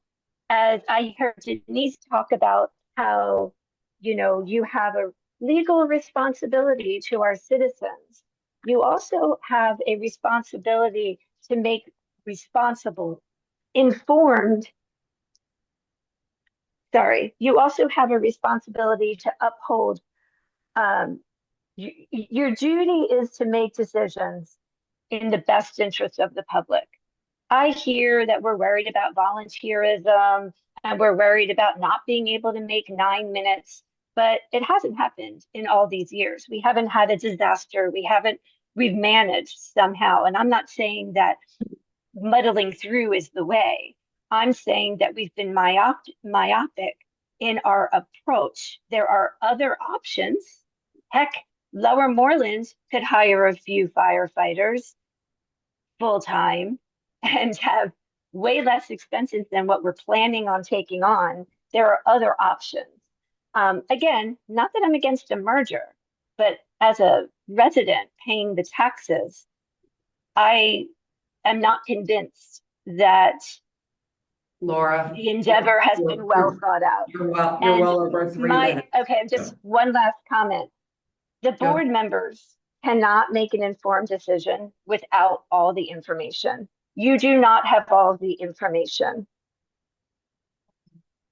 So you cannot make an informed decision. If you cannot make an informed decision, you cannot be claiming that you're making decisions in the best interest of the public. Thank you. Thank you for your comment, Laura. Just to reiterate the meeting rules, it's public comment is 3 minutes. We've been letting everyone. Everybody's, 3 okay. minutes. I mean, this is a important topic, It is. but a lot of business on the agenda tonight, it still has to be addressed, so 3 minutes. And for the public's information, public safety is a priority for any township, borough, or municipality. And it must be funded. All right, so I'm going to continue with my agenda. I see no other questions online. Next item up on my agenda for this evening is the demolition bids. This morning, the township opened bids for the Fetters Mill Firehouse demolition of the existing land improvement project. 4 bids were received for this project. The bids were checked. The low bidder is BRB Contractors at $88,000. It is the recommendation that we go with them per engineer Woodrow. He's worked with them before with good results. Second. I'll make that motion, but yeah. Oh. Let's open it for comments first. Any comments from the board on this? Tim, would you like to comment on this? Like how you think? Yeah, Chuck, I'd be happy to. So just a little background, after Hurricane Ida, FEMA provided a lot of hazard mitigation money. And so it was a lot of demolition of flood damaged properties along the First Denver Creek. So many communities, Lower Providence, Upper Providence, Hollingsville, I think just a couple even in Limerick, where they had issues. So there was a lot of home demolition in the last couple of years. BRB Contractors was the low bidder in my Lower Providence contract. They took down 5 houses for us last summer for Lower Providence Township. Did a really nice job. I think they also got the Collegeville work as well. So they're kind of well known for this kind of scope of work.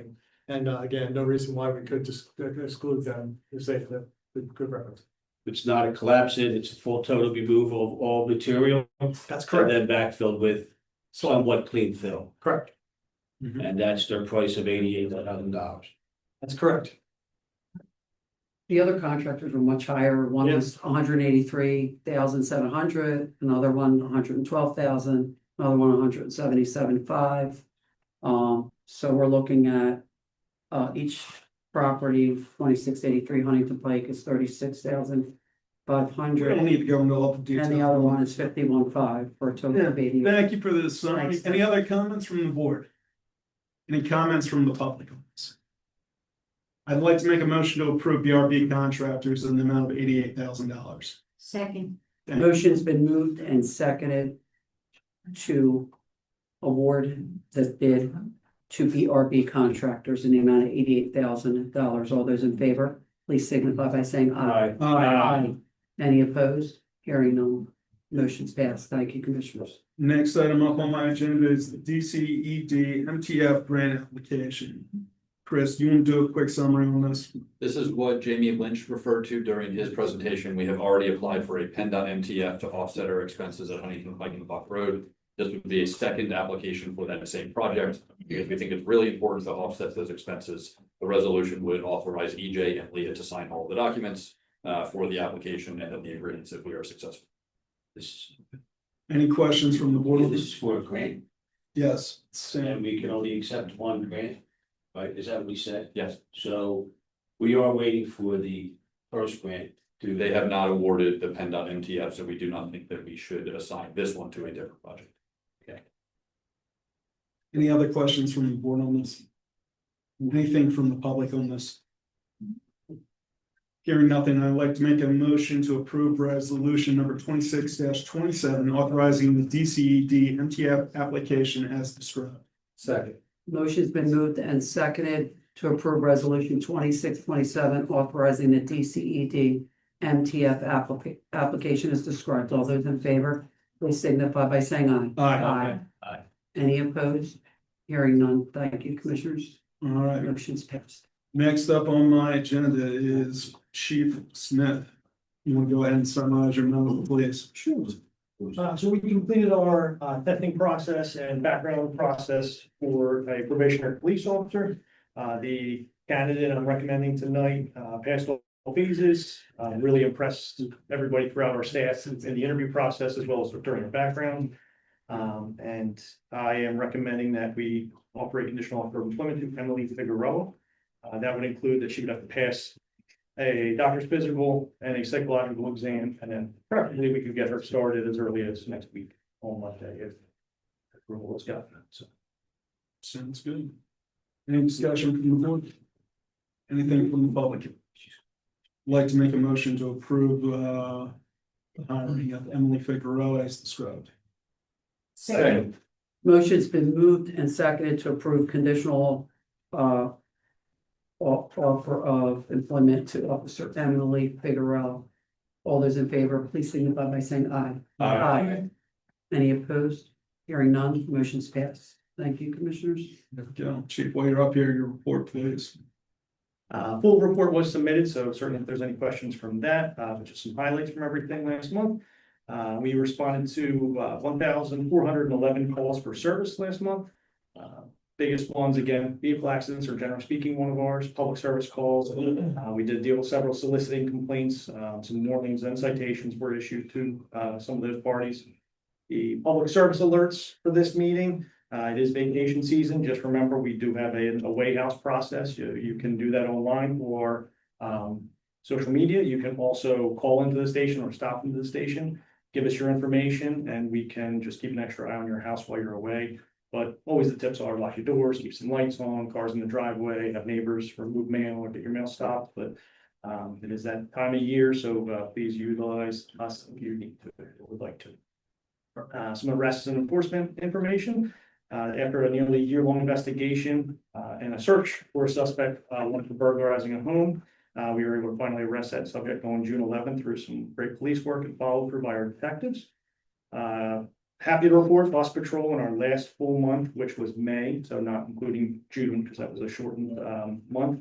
But in May, which was a full month of school, we had just under 100 citations that were approved. So if you remember from the start of this, we were over 300 at some of the months. So we were down to under 100. I'm hopeful again that trend continues as we've been seeing lately. Again, I will tell you 86 is still way too many violations for going past school buses. But I like that it's trending in the right direction. We did conduct over 100 traffic details. We've been getting a lot of traffic complaints, just some residential traffic complaints. So our traffic safety officers and our patrol officers have been out there trying to address some of those concerns of speeding, stop signs, and other things throughout the neighborhoods. Our community events, we did have some officers stop out at a couple of different parks as well as the trailhead and try and educate, because I know I've heard from, I think, several commissioners about the e-bikes and things of that nature. I will be the first to tell you it is completely out of control. We are not alone in that. It's everywhere. They're available too easily online and too cheaply online, and many of which are illegal. So we had some officers stop out at some of those locations, try and educate some of the children. We did have some parents have to come and pick up some e-bikes and tell them they just can't be driving these on the roadways. So we'll continue to put that out as well on our social media, what is and what isn't legal, just to educate and keep that fresh in everyone's mind. The Pine Road Tour we completed, again, that was the second grade class. They come out, it was a great event on June 11th and 12th. Always our jail cells is the most popular thing. I was asked several times how many donuts I eat. I was honest, I had several. I'm okay saying that. We did have our crossing guard for St. Albert the Great retired on June 10th. After almost 10 years of serving, we do have a replacement, thankfully. So we did stop out, myself, a lieutenant, a couple officers, and thank her for her service for the last 10 years. So the upcoming events, real quickly, we have our PD Cones with a Cop. That'll be coming Wednesday, July 29th from 6 to 8 p.m. at our Dairy Queen on Welch Road. We've tried to move that around to some of the different ice cream businesses or water ice businesses throughout town. We are going to take part in the Abington's pre-night out, which is on August 3rd from 5 to 8 p.m. That's at their shopping center, the Target Shopping Center on Woodruff Road.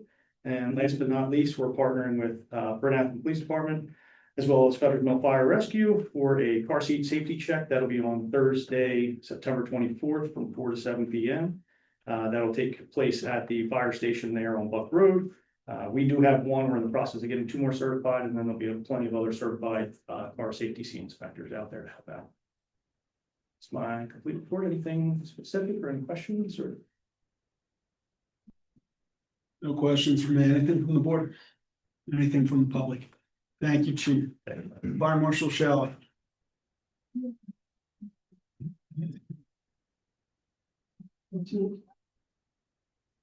Good evening, Commissioners. A couple of quick things on my report. The Edits Committee, we have the conference in October. It's coming together very well. We have over 400, it's about 450 attendees. That's we're looking forward to that. My deputy emergency management coordinator, Rich Worthington, and myself, we went to a FEMA Fire Academy. At the Fire Academy, they had a new thing called Crisis Track. It is a damage assessment for unmet needs and for damage to townships after storms and so forth. It's working with Google. There are going to be 2 more hands-on presentations. We're looking to send our code enforcement up there because they're going to help me in the damage assessment. And it's just a new process that we're learning through the state. We had a small fire at the Philmont Country Club. Crews did a nice job of finding the fire, which was basically mulch in the rear, but did a thorough investigation and it was pretty much simple. We're getting some reports from Carson Terrace that we have residents now who are looking into e-scooters and e-bikes and leaving them in the apartments. So I'm working with Carson Terrace's HOA for a new guidance and put that in writing with their attorney that we highly recommend not putting the e-scooters or the bikes in the apartments. And right now they're parking them in the underground parking garage where the bikes are now, and it's fully sprinkled down there. So we're going to work on that hopefully in July. Also, we did a 6-hour seminar attended on special events at the Giant in Willow Grove. We are looking to update our special events ordinance and start a permit process for that. And I know she doesn't want to say it, but our zoning officer, Jill Mateus, is now our training coordinator for PennDOT in our region. She's doing an outstanding job. A lot of credit. It puts Leavenworth Township name out on the lower end of the state for training. So just wanted to pass that. Any questions? Any questions from the board, from the public? Thank you, Fire Marshal. All right, that brings me to the next item on my agenda, which is my liaison reports. Civil service, we got the update from the chief that we're hiring. That's it on that one. Library, there was no meeting. However, I do have a short report. Learning is halfway through for the over 350 people have signed up to read and do activities, turn raffle tickets. You can go onto the HV library site and check that out. The elevator is back in service.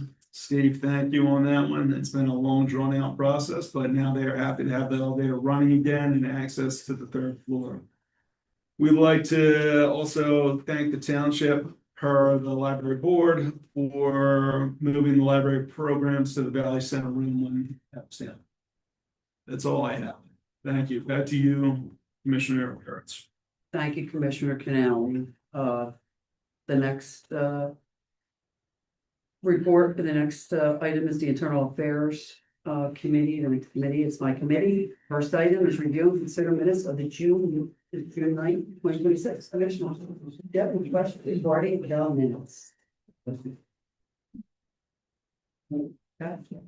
Anyone from the public? Anyone online? Hearing none, do I have a motion for the minutes of June 9th, 2026? I'll make that motion. Is there a second? Second. Motion's been moved and seconded to approve the June 9th, 2026 minutes. All those in favor, please signify by saying aye. Aye. Any opposed? Hearing none, motion's passed. Next item on my agenda is review and consider our July 2026 bill list. That was published. Does anyone on our board have any questions regarding our July 2026 bill list? No. Commissioners? Nope. Anyone from the public? Anyone online? Hearing none, do I have a motion? Motion to approve the June or July bill list. Second. Motion's been moved and seconded to approve the July 2026 bill list. All those in favor, please signify by saying aye. Aye. Any opposed? Hearing none, motion's passed. Thank you. Next item, review and consider interim township manager appointment. So we have a memo from manager Hoffman. And he discussed with each one of the commissioners and Solicitor Rice our transition plan for Assistant Township Manager and Finance Director, E.J. Lee, to serve as our interim township manager. While serving in this role until a permanent appointment is made. And it was discussed with each one of you about this interim appointment with her revised annual salary. That's all in our tablets. And additionally, EJ will be appointed as the authority's project coordinator at their July meeting, effective August 1st, 2026. And it will also include, do you want me to go through like every single one of that? As our, and also the project coordinator, for that. EJ also has a broad list of responsibilities. And we will be, she'll be, farming out and implementing a third-party payroll service and hiring a third party to handle land development and grading escrows. EJ, you have such a broad amount of responsibilities, and we thank you so much.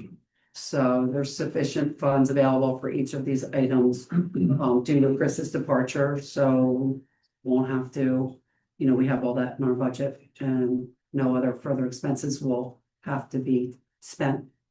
And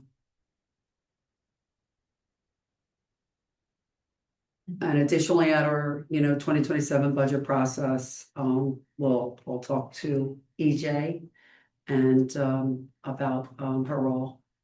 And that's, everyone knows that EJ has been an excellent assistant township manager. She has approximately almost 20 years of experience. She was a manager in New Hope. She was assistant manager in White Marsh. She was an interim township manager in White Marsh. This is what I know, EJ. There might be more, but this is what I know.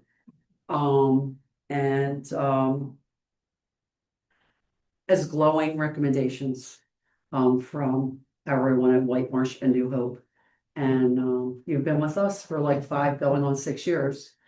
And we're like 14. So are there any other questions from our board? No. Do we have any questions from the public? Anyone online? Okay. Do I have a motion to appoint EJ Lee as I'll make that motion. interim township manager Second. as described? Motion's been moved and seconded to appoint EJ Lee as interim township manager as described. All those in favor, please signify by saying aye. Aye. Any opposed? Hearing none. Thank you, and we. Congratulations. Congratulations.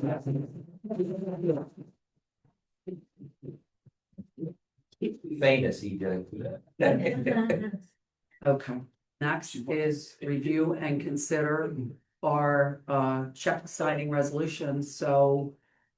Due to Chris's soon departure, the township's check signing policy must be updated, so. He's recommending check signers for 4 of our TD bank accounts, our general, our HSA, our payroll, and our PD evidence, so they're as follows. Myself, Denise KURITZ, I'm a current signer, Joe CANALE is a current signer, EJ Lee as assistant township manager is a signer, and Scott Smith, chief of police are signers, so. That is what is being requested, by motion, by motion to be approved by resolution 2628, authorized, to be authorized. Does the board have any questions regarding those signatures? Any questions from the public? Any questions online? Hearing none, do I have a motion? Make a motion to approve these resolutions. Is there a second? Motion's been moved and second to approve resolution 2628, authorizing the check signers for TD Bank as described. All those in favor, please signify by saying aye. Aye. Any opposed? Hearing none, thank you, commissioners. Next item is the treasurer appointment.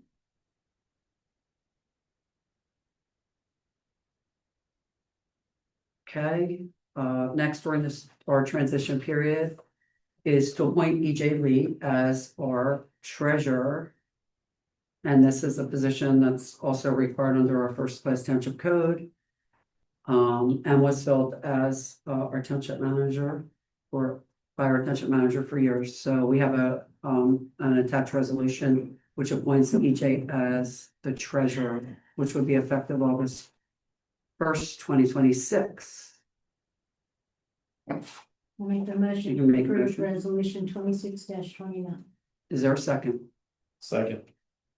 Motion's been moved and seconded to approve resolution 2629. As described, all those in favor, please signify by saying aye. Aye. Any opposed? Hearing none, motion's passed. Next is review and consider right to know officer approval.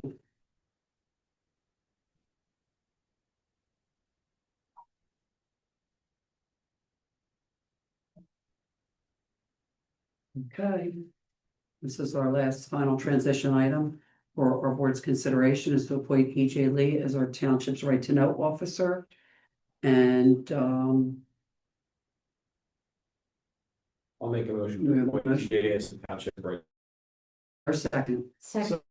Motion's been moved and seconded to appoint EJ Lee as the township's right to know officer. All those in favor, please signify by saying aye. Aye. Any opposed? Hearing none. The motion's passed. Next is the administration report. Boris. All right. So just as part of this transition process, I've been having several conversations all across our different departments for things that are long-range planning, making sure things that we have talked about have a way to continue. So just 3 that I want to call out for your attention that will have upcoming agenda items that are tied to longer range plans. So the first is the lease with the library. I've received some notes from the director, Pam Dole. You'll recall that they had been holding off on any renovation plans while we reviewed our own facilities and the possibility of could be built new, should they renovate in place, whatever it could be. And ultimately, through all of that review process, it's been determined they should renovate in place. So they will be hiring an architect to help design what those renovations will look like. And right now, the lease that you do with the library is for 3 years with 1 option. So they are going to propose back, and I think that this is a reasonable consideration, that they are going to make that investment in the building that we own. We obviously will have obligations to the physical plant, but the way that they occupy it as a library will be their responsibility to handle through fundraising. But as a consideration in the lease, the potential of a longer duration that would give consideration to the fact that they will be expending those funds for that renovation seems to make a lot of sense. So that lease will come due on the final year extension that we had done in early 2027, but wanted to raise this now for possible consideration at an upcoming meeting this fall. to provide that longer term lease so that they can get to work on that project. Next one, from a stormwater perspective, you have heard us talk about our pollutant reduction plan and all of the basin and different types of projects that we need to do. Had a really good conversation with Engineer Woodrow today, and Beth Euler from Center for Watershed Protection, and some other engineers who might be able to assist us with just the broad, there's just so many projects we have to do. And what is the bandwidth to deal with all of that? So the way that we talked about doing that was to have Tim prepare proposals for specific projects, bring them to the board, and have that all fall within the funding you have already allocated across your 5-year plan for the PRP. But have that be the way that we move those projects along, and be able to get to the number of them that we have to within the permit duration. So that's another thing that you'll see on upcoming agendas compared to us just reporting, hey, here's the next projects we're going for. It'll be more specific proposals to get those done. And then the last one, and Commissioner Housen, sorry if this is stealing some of your thunder for the sewer report later. Steal away. Just long range planning for our sanitary sewer system for all of the other topics that we talked about. This is the one that maintains modern living in Lower Moreland. And so one of the projects that the authority just authorized at their July meeting is to do a feasibility study for what it would take to one day replace the force main that leaves the Beth Ayres pump station, which pumps up to 1.2 million gallons of sewage per day into Philadelphia. So reviewing where that pipe currently is, why it is likely impractical to be able to replace it in place. And so what are our options for where we could replace that in the future, and make sure that there's a continuity of that most important service. So that's another one that our engineer from Arrow will be formerly CKS, will be working on, and will be able to present to this board, just so that you have an awareness of how many years down the line you may need to consider this project and what that may cost to do that. So those are just 3 kind of major facilities, background quality of life type things that we were always focused on here. So just wanted to put them out there for everybody, so you will not be surprised if you hear more about them in the relatively near future. And that is what I have for this week. Thank you so much, Manager Huffman. Assistant Manager Jacob? Excuse me. Or? Excuse me. I have a question for your last meeting here. You met with AJ Belinsky, it says in the minutes. Oh yeah, we were gonna save that for Public Works. You're gonna say that for Public Works? Do you wanna do it now? You wanna do, I mean, it's in this minutes, you wanna do it now, or you wanna wait for Public Works? It works. Public Works, okay. I'd like Steve to be on. He's got it. And I'll have left. Okay. You're wait, okay. No, I was. For gonna interim report township that, manager. yeah, the last month has primarily been focused on transition between Chris and myself, so. You know, I've been involved in more meetings and normally that I want to be involved in. And having more discussions with him as well as the rest of the staff. To get myself updated on everything that's happening here, and there's a lot of things happening in Lower Moreland. Outside a fire company merger. Thank you. May I ask a question? Sure. EJ, where are we on moving payroll? I met with 2 different companies last week and this week, and I'm actually, there's one that kind of stood out. And so I'm meeting with 2 municipalities that are currently using them, so that I can get a real sense of how they are live. Because they're pretty similar to how we operate. So once I meet with them, I'm hoping to have something decided by the end of the month to bring forward to the board. To the next meeting? Hopefully, yes. And the same with land development, you have somebody in mind? That one is still a little bit more on the back burner. Thank you. Thank you. Anyone else have any questions for our interim township manager? Not, I will accept both Chris Hoffman and EJ Lee's reports as submitted. Next is our tax collector's report. Is our paid or elected tax collector, is Jane Sale online? Thanks. Is she? Okay. Sure. It's a JS and a J. There's a JS and a J, I'm trying to. Usually has her whole name. She does. Yeah, there is a Jane there. Jane, if JS is you, please raise your hand.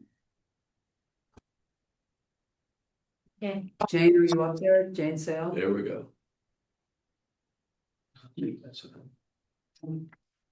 I'm muted though. All right, well, we have her report. Okay, we do have Jane's sales report, so I can accept that as submitted. And just next is my liaison report, real quick. Everything for the school districts is their own summer session, so we are all just meeting dates are set for next year. HVAA, just their adult summer baseball league is on. There's a And Jane raising her hand. oh, is that Jane? Yep. Okay, we can go back. Hi, Jane. Is that Jane? Hello? Hi, Oh, there we are. Jane. Thank There you we so are. much. I couldn't get it to unmute. Oh, that's all right. We could go back to your report. Okay, so face collections for the township taxes stands at 97.03%. Actual collections for the township taxes stands at 95.25%. The outstanding township tax balance as of June 30th is $131,500, and the trash balance is $67,830. And after the reminder letters were sent back at the beginning of June, we collected $588,742 in taxes, and it reduced our outstanding parcels by almost half. Any questions? I don't think anybody has any questions. Thank you, Jane. I'll accept your report. Thank you. Thank you.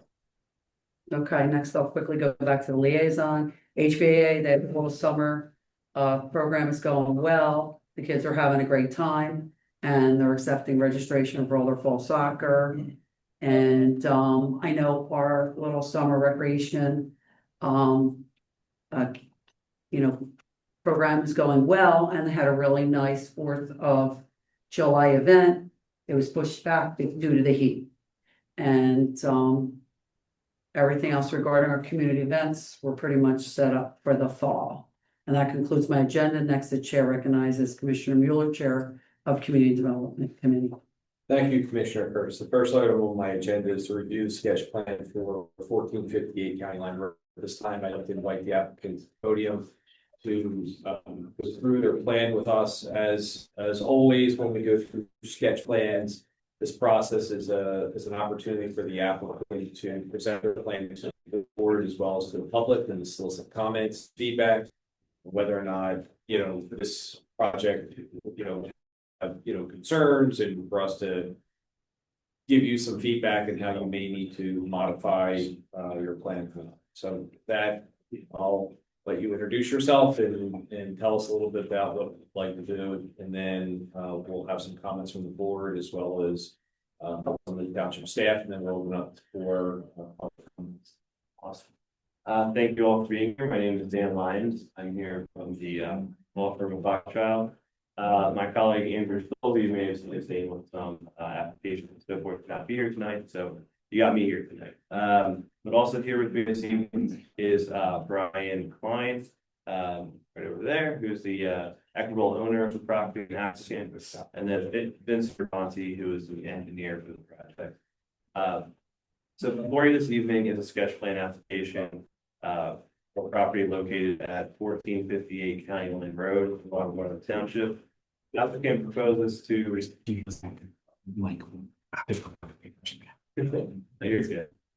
Applicant proposes to redevelop the vacant portion of the property, which is now it's a gravel field essentially, but it's used as parking and storage, but it's currently vacant, with 5 3,000 square foot, especially contractor units, which will act as a kind of a completion of the project that developed the other side of this property, where there is a similarly situated development there of units, except for this side will have 3 less units than the other side.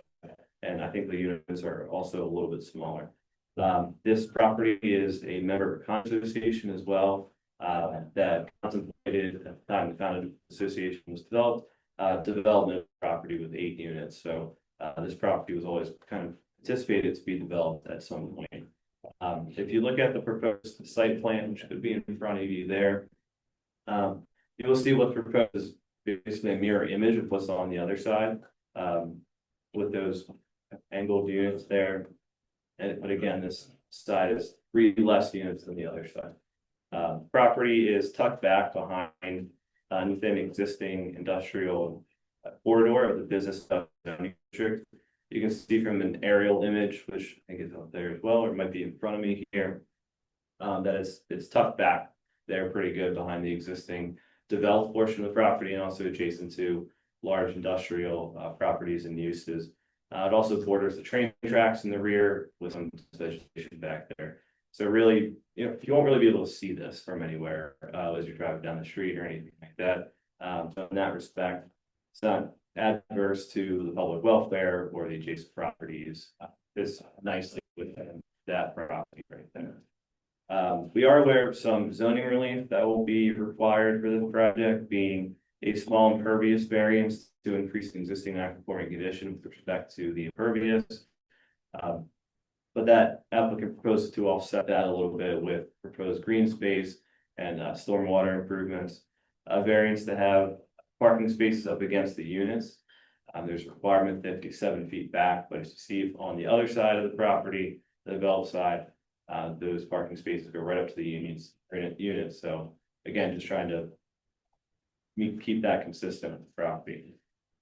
And also depending on whether the property is considered one property or 2 properties, which we can talk a little bit about tonight. If it's considered 2 properties, then an additional setback variance might be required. There is some procedural history to this. I just want to go over real quick. This project has gone through various iterations of this plan. It started with a staff meeting that I understand went well, and there was no negative feedback at that time. There was a zoning hearing board application submitted. And before that zoning hearing board application made its way to the zoning hearing board, it's my understanding the commissioners wanted to see this plan before it went to the zoning hearing board. So they're following that. There was some staff meetings, coordination calls to discuss a new proposal. And the effect was to shrink the development a little bit. The proposal was 5 units of 4,000 square feet, and 5 units of 3,000 square feet. So it did shrink a little bit. It also addressed some concerns of the staff. And it was agreed in these staff meetings that we would file a sketch plan application and come here before the commissioners for that feedback. So that's why I'm here this evening. So with that, I'm going to turn it over to Vince there. I just wanted to mention one more thing. We did have a good meeting with the Planning Commission a couple of weeks ago. They did support the project, recommend it to move forward. So that as well. So, go ahead, Vince. Good evening, board members. Vince Fioravanti here. Our firm prepared the plans that are before you tonight. I have 2 easels in front of you. The top easel essentially is just going to give you a quick visual history of how we got where we are with this property. And then I'll bring the bottom easel up and go through the plans real quick just to explain the development. The first exhibit here, you can see the red dot, and you can see the area where our project site is. Again, this is a 3-acre property, industrial zoned, typical of the developments that you see in the 70s. Every township has some of these where you have the angled buildings, the flex space for the contractor type use, where you can have like a 3,000 square foot building, commercial or industrial zoned. We're thinking maybe 1,000 square feet of office for a contractor, 2,000 square feet of storage in the back. Like a typical type of use, very flexible. Angling the buildings like this is an easy way to have loading docks for each of the contractors if they need them. And the office, and the visitors in front. So you do see this in a lot of municipalities, typically back, 70s, 80s, that kind of thing. And they do work well, and they all end up looking just like that with the angled rectangular buildings. The dot here in the back, it looks like it's vegetated, just another point. And we had brought up already that, in the back, so visually, there's going to be no impact to the community. On the left, we have municipal properties. On the right, we have paving, industrial area, railroad tracks behind us.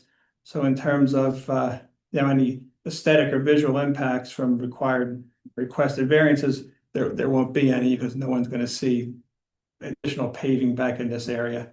The other thing too would be, it looks like it's vegetated. But in our exhibits, when you just look back in time, which is easy to do now, you can see that the area here in the back is paved. It always was paved. There's still vehicles parked here. This is 1999, and 2003 is a pretty clear aerial where you can see vehicles and equipment and storage, stored on the area. If you leave it alone for a couple of years, it starts to look like this, and vegetation starts to grow through the gravel, but the gravel's still there. And this was when the grass was mowed and cleared. You can see the gravel still there, probably starting to look green again. But it's always been paved. Not that that really matters. It's just a question of what's there and the type of fill that this site is composed of, and similar to the area, I think, in general. So if you look at and then let's see if we have a little bit more. That's just the paving. I wanted to show you how we actually got to where we are. This is a 1985 subdivision plan, and you can see the rectangular property here was subdivided. Lot 1 is in the front. That's that building on, when you pass on County Line Road that you see. Lot 2 is the 3-acre parcel that's the subject of our application. And back in historically, you can see that in 85 there was already 4 of the units built. And it actually goes back to like 76 when these were built. So in 85, when this was subdivided, 4 units already existed. 2 lots were created, and then an easement was created to allow lot 2 to traverse through lot 1 to County Line Road. So those easements are also recorded. So that's some history. 1985, that's 41 years ago. There was already 4 buildings there. Let me look back, and that's how the subdivision happened. 2007. You can see now there's 8 units here in the same rectangular orientation. So 41 years ago, and then 2007. So it's still being built. And we're not sure exactly when those buildings were built, but in 2007, it's documented that there was 8 of them. And then 2021, you can see that the condo was formed, the association. Here's the units. And this is our unit here. In the condo documents, unit I, it's called convertible unit. That's the unit that was used for storage and gravel paving. But in the condo documents, it also states that that convertible unit can be converted to 8 more units. That's essentially half the size of the condo that we're proposing. But again, that's just the history of how we got where we are, which is this today. And now we're looking really to complete a development that you could say was started 40 years ago, with the rest of the property.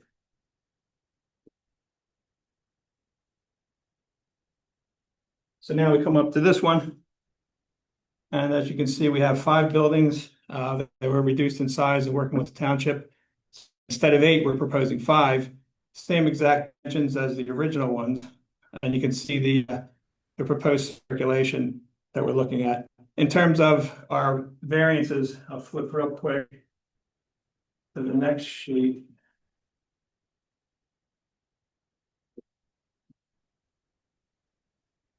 You can see here the limit of the gravel that we actually surveyed all of this.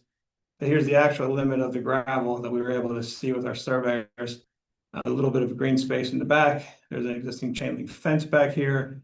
There's a stream or tributary swale here that runs down to the railroad tracks. There's a stream that was relocated. We have a record plan in the 70s where this stream was piped across to the township property and down to the stream. So the drainage comes in this area through the middle of the tract and then down on township lands in a drainage easement to the swale in the rear. But that's essentially the area of the gravel. The variance we're requesting is to add a little blacktop in the back, 8,000 square feet, to allow the tractor trailers to make the turn. If I go back here, you can see in the back, just right here in the back area, we're proposing to add 8,000 square feet. Our impervious surfaces are allowed to be 85%. We're currently 85.5, and we're looking to go to 91.6. So what we consider to be a small de minimis impervious surface variance. Again, the additional paving here will never be seen by anyone or have any impact on any adverse impact on anyone. just allows the full development of the remainder of the parcel.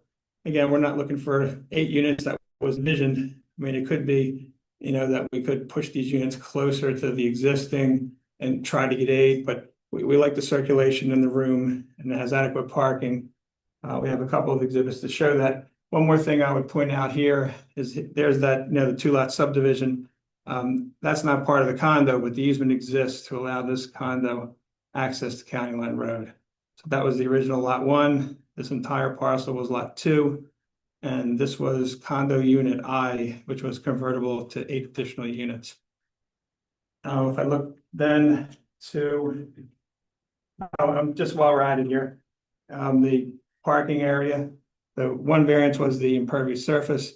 The second was the separation, the requirement to separate parking 7 feet from the building. We do have a separation here of 5 feet, you know, from the buildings to the parking, and we're showing the 3 feet from the parking to the buildings here. We thought that was adequate. It matches what exists in the rest of the buildings here. If we were to push these back to 7, it really would just crowd the circulation. We wouldn't get any benefit from it. Same thing in the center. As I'll show you, we have vehicle turning movements. There's plenty of room for tractor trailers and visitor parking.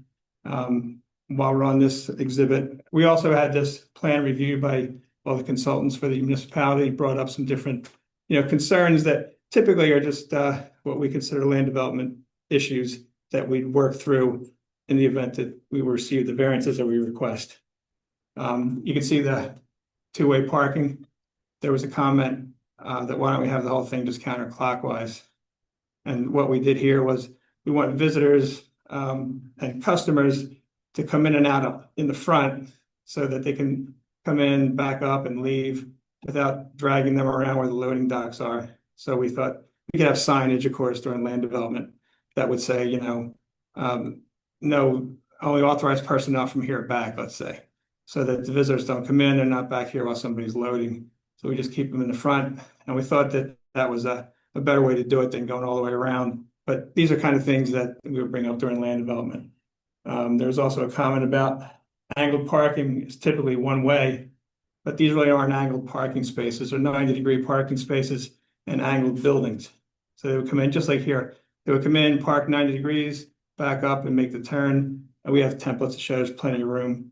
Actually, we had the property manager at the site or at the planning commission meeting. And there's some comments about tractor trailer movements to County Line Road. When you come out here and you make the right and the left out here to County Line Road, that it looked like the entrance needed to be widened, but we think we can actually tighten up those templates. And the commentary from the property manager was that tractor trailers do come in there now and they're able to negotiate this, no problem at this entrance. So we'll revisit that during land development if the relief is granted. Let's see what else we have.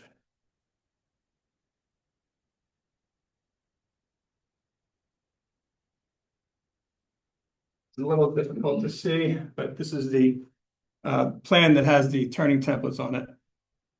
You can see tractor trailer movements in and out of the entrance on County Line. You can see tractor trailers coming around the back. You can see them coming around the back and backing into the loading dock. Plenty of room in the center to get out. You can also see, we talked about the 2-way traffic for visitors. You can see visitors coming in here, pulling into that spot, backing up and then coming back out. So we think that we're okay with all the vehicle circulation. Of course, we'd have to add more for fire trucks, that kind of thing. But again, that's more of a land development issue. But just wanted to show that we do have adequate maneuvering room. And these angled buildings that, you know, back in the 70s and 80s, they are very functional. And we think it'll be a good development and a nice use for the property. This sketch shows conceptual stormwater management. Again, when I look at the surrounding area, you know, back 30, 40 years ago, there was a lot of paving put down and not much in the way of stormwater management. So we would propose a situation to have stormwater management beds and basins around our property that will be able to collect and control our stormwater as well as the stormwater from the first phase, and then control it and discharge it into the piping system that currently goes through the property before it goes into the swale. So, we're looking to request permission to add 8,200 square feet of impervious to a site, but we're also going to manage the stormwater. So I think the net effect of that would be a positive. And then as we discussed at the planning commission, again, it's about stormwater management can be controlled. It's definitely a positive. And you look at, green space and, we're trying to keep as much green space as we can, preserving the back. We'll fence that off. We might be able to add a little more green space in this area where we have a lot of room for vehicle maneuvers, to separate. There's an existing driveway here. I think it's called Man Road. It kind of encroaches on our property a little bit. So we were talking with the owner of that property at Planning Commission, and we may separate this with some green area. Yeah, so we'll squeeze in green area wherever we can. But right now we're just looking for the 8,200 square feet back here. And I think we've really taken the property, essentially completing the development that was started 40 years ago. And this was what was envisioned. That's what the condo documents always had envisioned. And, when you look at what's there now, and I think it just would be, essentially the completion of again, a development that was envisioned a long time ago. So with that, if you have any questions, I'd be glad to answer them. But that's essentially a summary of everything we're looking to do. Okay, thank you. I think, maybe we get into board questions. The engineer where you could just give us your comments about this particular project.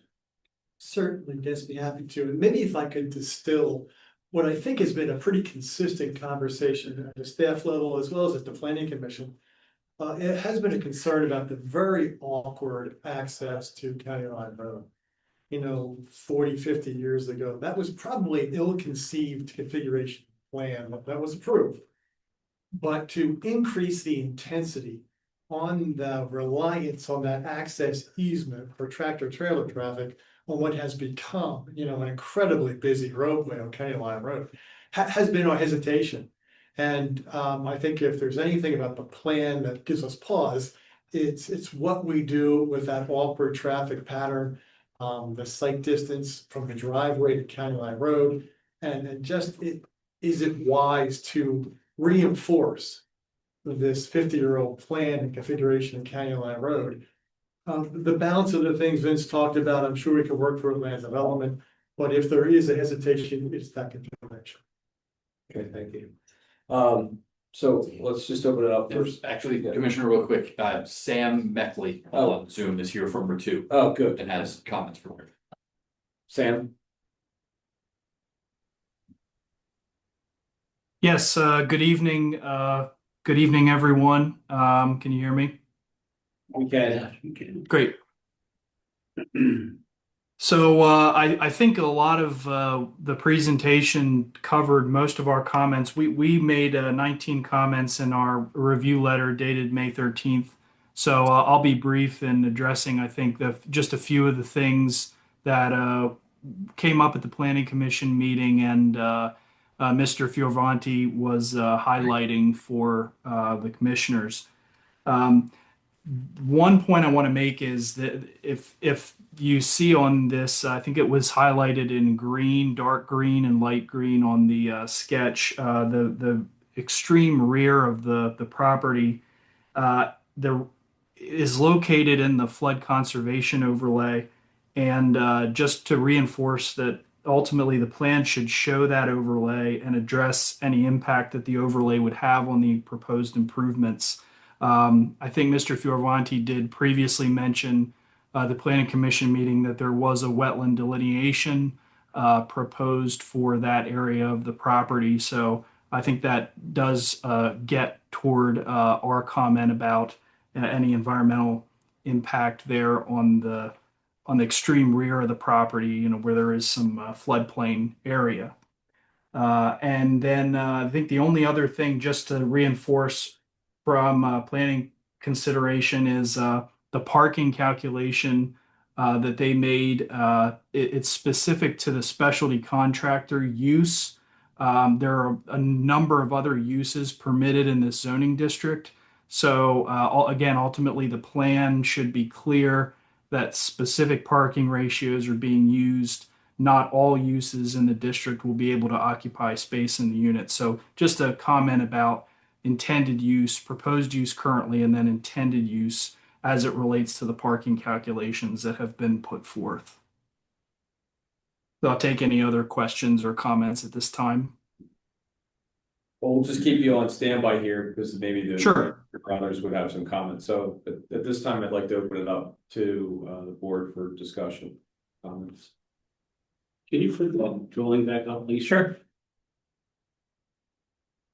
Can you show us where Man Road is on that drawing there with the way the property is? It's essentially the edge of this, or this access way. So is that covered with greenery right now? Is that still an access road? It's an access road. It might be a little green here, but I think it's actually this aisle here. It's called this entire driveway essentially is called Man Road. I think probably all the way up to the cul-de-sac like that. So when you clear out your lot, Mhm. Man Road will have access to your lot? No, we're gonna have to separate it. I go back to our drawing here. You can just see it right here. It's a little difficult to see, but the edge of their access way, you see it in gray. It actually encroaches on our property by, a foot or so. So we're gonna have some kind of separation here. We discussed this with the adjoiner, that we don't want these to intermingle. So whether we have to have a guardrail here or a separation, that we'll go ahead and do that. What about secondary access for emergency vehicles and so on? We could have a gate that could be open. That's a good idea. I'm sure both, property owners would like to have that. And with regard to the wetlands, we did mention there was a swale back here and we did walk through here. So we will have a wetlands delineation done. I do believe that it's not going to be where we're doing our paving, but we'll have that taken care of. How are you gonna handle the stormwater management on the site? I can show you on that one plan that we have.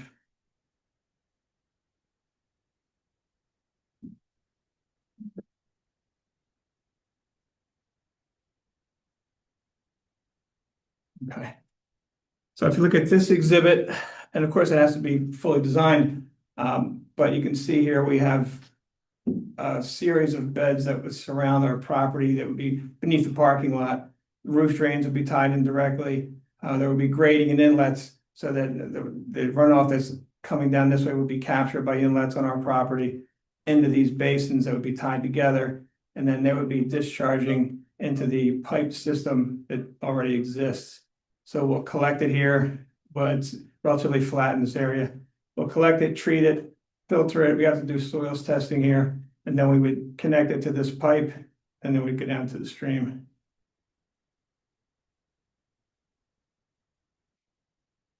What current uses are in the existing buildings? When you said tractor trailers, I mean, what kind of vehicles are running right now? Right, not many. I mean, from the property manager when he was there, we do have a list that's on there are some of these units are just storage. They typically attract low traffic generating uses. So right now, those units are being condoed out and sold off, correct? Well, I believe they're just being rented. I think they're owned and. No, I'm pretty sure there's some. There's a couple that have been sold off as individual companies. And they might be owned by different people, but some of them are rented. So what's the game plan with these down here? With here? Yeah, are they looking to be one individual or is he looking to condo those off and sell them off? So we'll just be rented out. So, yeah. But he'll own them all and rent them to different tenants. So is there a property manager on site? Yes, right now there's a property manager on site that takes care of these. And then, once these are built, I would assume he would just take up the responsibility for those as well. And according to him, most of the vehicles that come into this community, this development, are like the Amazon type of truck that comes to everybody's neighborhood all the time. It's mostly small vehicles that make deliveries. He said there are some tractor trailers that come in, they don't have any issues, either a county line or getting to the loading docks. Some of them don't even use their loading docks in the back. There's some they're used to with an online store where people would buy things to sell online. They store them in the back. They have an office in the front, and it's just they're very flexible units in terms of what kind of businesses can operate out of there. When you're saying a tractor trailer, you're saying like an 18-wheeler tractor trailer? Well, the Small turning templates that I was showing you were tractor trailers, 18-wheelers. But most of the trucks would be smaller than that. I like the idea of the stormwater improvements. I like the idea of further development in the area, but, and I commend you on taking a piece of ground and trying to make this work, but what my biggest concern, and I'll echo things that the engineer mentioned, is the intersection the intersection of Heaton Road and County Line there is, I think, one of the most dangerous intersections that we have in the township in terms of just its configuration, with the added traffic down on County Line Road, the added traffic light down on James or New Road. It creates a significant problem. I live in the development that's behind there, and trying to get out there, if there is a tractor trailer at that space there on Heaton Road, it could take 10 minutes to be able to get out.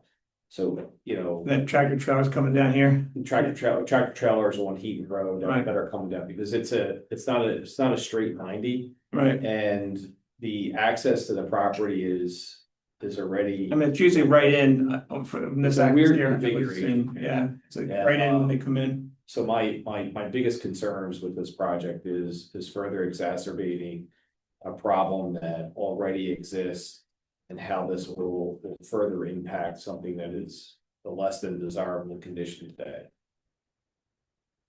Some of the comments on the reviews that we received were and this Heaton Road access here has been here, looking historically, it's been here for a long time. We could look at possibilities of making improvements to that. We can look at possibilities of widening the entrance, and, we'll have traffic engineers involved in all of that as well. So it would be a land development issue that we'd have to address, and maybe we can make some improvements that, might help the area out. Top grade right there too. Yeah. And in the back is congested with traffic. I mean, if it's a business that has, any type of traffic, cars never do what you want them to do, and signs never go as you want them to go. And if it's not intuitive, it creates further problems down there. It's a cramped space, right? So I'm personally gonna manage the portion in the back. I'm gonna operate my business, operate out of 2 of them, and I will be on site every day. Can you just identify yourself also, just for everybody else? My name's Brian Klein. The applicant. The other thing too, if, when you look at any kind of multi-tenant space, whether it be a shopping center or it's flex space like this, parking does, code required parking depends on the particular use. So when, a unit comes for fit out, part of the fit out process would be what type of use are you? Are you a doctor, a dentist, a retail? And then your parking requirements would be calculated. And if you don't have the parking, you don't get the occupancy permit. So that's kind of self-regulating, one by one as you're bringing the tenant in, what's the parking on the site? What's the parking code required? What are you proposing here? And if they don't have the parking, they don't get in. So it's kind of self-regulating that way. And typically we see with these type of businesses, they're not high traffic generators. There's always plenty of parking there. And we expect that to continue. It is to kind of self-regulating. If somebody comes in and they need a lot of parking, they're gonna look around and go somewhere else. So it's gonna be people who come like a plumber, people who don't really need a lot of parking or visitors. That's what this will attract, and it kind of regulates itself as you go forward.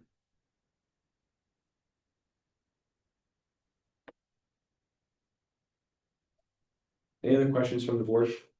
Comments? Anyone in the audience here that like to make any comments? Please come up and state your name and address.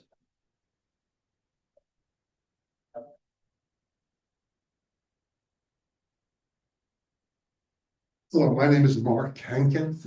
I've developed the County Line Road section of the Huntingdon Valley Industrial Center where Man Road is located.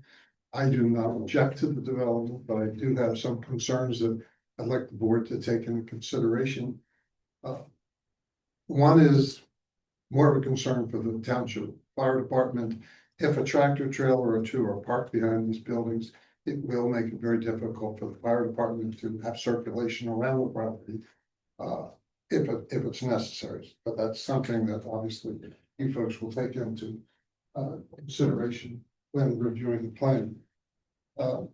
Our biggest concern is we do not want to have, and during the planning commission, they spoke about this, is having access onto our private driveway that comes from Man Road to the back of the development where we have buildings A, B, and C. There's already enough traffic within our small industrial park there, so we expressed that we would not like to see that happen. So do you own those buildings that are on the edge of the property there? I built all of those. Gotcha. Yeah. By the way, I started my career here in 1972, so I've been here a long time, but I haven't met the new board, and it's nice to meet you all. Lower Moreland is a wonderful community. My brother lived here for years, but he passed away, so we've got long ties here. The second issue that we have is there is a landscape area that we have between our property, if I may. We have a landscape area running from County Line Road down behind Building H here back towards these buildings. At some point in time, I don't know how it happened, a vehicle crossed the buffer and ran into the side of Building H. And to dented it, we had to repair the wall. So we would like to see the developers put up a attractive highway barrier so that there's not that risk of that happening in the future. And if we get down to the far end, the same thing, so that people will not try to drive through the barrier to get onto our private driveway to go out to Man Road, which is the logical place. Can I get clarification on something real quick? Yes, sir. That road on the backside, you keep on referring to it as a private road. Before they stated that was Man Road. No. That section, well, where the circle is, right? That's where Man terminates. Yeah. So it's a private driveway, not the extension of Man Road. Correct. Correct on that? It is a private driveway, yes, sir. So there is no easement access or anything else that's recorded on that allowing them access to that property. Am I correct? Correct. All right. And as that was discussed, we wanted to just make sure that that doesn't happen because it would create problems for the tenants and the business operators there. So we'd like to see some sort of barricade, but I agree with the suggestion that if one is put up, there should be a gate because the emergency vehicles would be much easier for them to get into the back where this new development would be, and that would provide better protection for them as well. We have no objection to that. The other concerns that I had was like to see that barrier of landscaping be landscaping. So that there is some sort of visual barrier of landscaping between the two developments, which will make it more attractive for businesses on both sides of the property line. And a reference was made that apparently they think our driveway has intruded. If it is, we have to work cooperatively together because we've been there for roughly 55 years. So we have adverse possession. We do not want to adversely impact them. We do have concerns. We have propane tanks that are on the property line servicing the communities there because we didn't have natural gas back there. So we want to make sure those are protected. So no vehicles coming from the other side could hit those propane tanks. And want to make sure that whatever their stormwater design is, that it doesn't block water that's on our property. That can still get into the natural flow of water flow there, and I'm sure they can accommodate that with their stormwater design. And other than that, we have no objection to it. We just had these concerns to make sure it does not adversely affect the businesses that have been there for all these years. Thank you for your comments. And I thank you very much for the ability to speak. Are there any other comments from the public? Anybody online? Yeah. Yes, just let me ask a couple of questions. Sure. Who's the applicant? Because it says, are you Mr. Wilhelm? No. Because is Wilhelm the applicant? He's the equitable owner of the property. So Okay, he has an agreement of sale to buy it from, Wilhelm. Yes. Okay, because some of the review letters describe Mr. Wilhelm as the applicant, but you've actually submitted the application. Correct. With all the fees and everything Yes. else. And you own the property now, correct? Yes. Equitable. He's got an agreement to sell. He's got an agreement to sell that. Yeah, he hasn't closed on it yet. So, Mr. Hankins sent an email to the township. Do you all have a copy of that? I haven't seen it. Okay. My colleague may have, I'm not sure. It was sent to the board and Ted Middleman and commissioners, but it reiterated what he just said, his concerns. Yeah, if you, Mr. Hankins, if you have copies, I should have copies of that too. Thank you. You're welcome. Okay. Yeah, that was sent to the township code and the commissioners and myself in the last day or so. But anyway, Thanks. but it reiterates everything Mr. Hankins just said. That's all. I just want to clear that up. We're dealing. Kelly? Kelly, you want to state your name and address?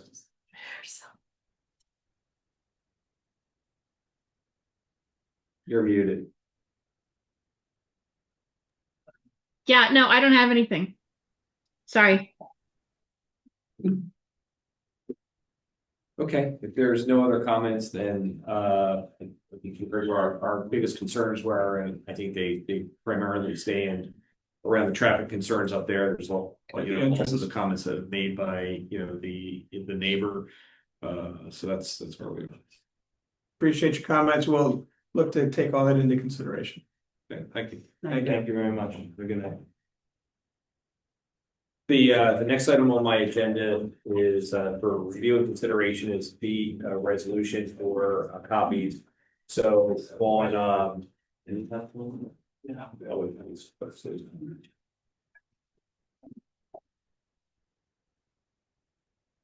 the township recently renewed their lease for their copier. And that has given us some additional opportunities for printing and block printing that we don't have to go out to outside services. So part of the right to know law required Pennsylvania Office of Open Records to establish a fee schedule that also applies to local agencies. So although we're not permitted to charge more than what the fee schedule recommends, what I'm proposing today is to make a motion to adopt a records printing fee schedule that's based on the Office of Open Records from what their schedule is. So that's in our tablets. I won't go through all the different fees, but what I'd like to do now is ask if there's any questions on what we're proposing from the board. If you have any comments or questions about it. If not, I don't. questions. Does anyone else? No, that's pretty straightforward on what we're doing. Any questions from the public? Anyone online? Yeah. With that, I'd like to make a motion to adopt resolution number 26-30, setting the records printing fee schedule based on the OR fee schedule as it appears in our tablets. Is there a second? Second. Motion's been moved and seconded to adopt resolution 2630 as described. All those in favor, please signify by saying aye. Aye. Any opposed? Hearing none, motion's passed. The next item on my agenda is the building official report, and Jill, if you'd like to come up and give us a quick summary. Hello. We had 105 permits. We went to court. We had a couple classes. We took a hoarding class, which was very interesting. We had a bunch of site meetings, and we've been doing a lot of enforcement notices for like grass bushes, overhanging, stuff like that, so we can get that taken care of. That's it. Any questions?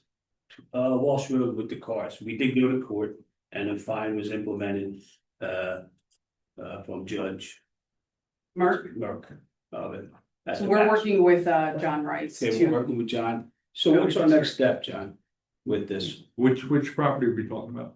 420 Welsh with the cars. Welsh and 1503. The same owner that owns Same Chris. owner, Yeah. what we So, talked about. Jill,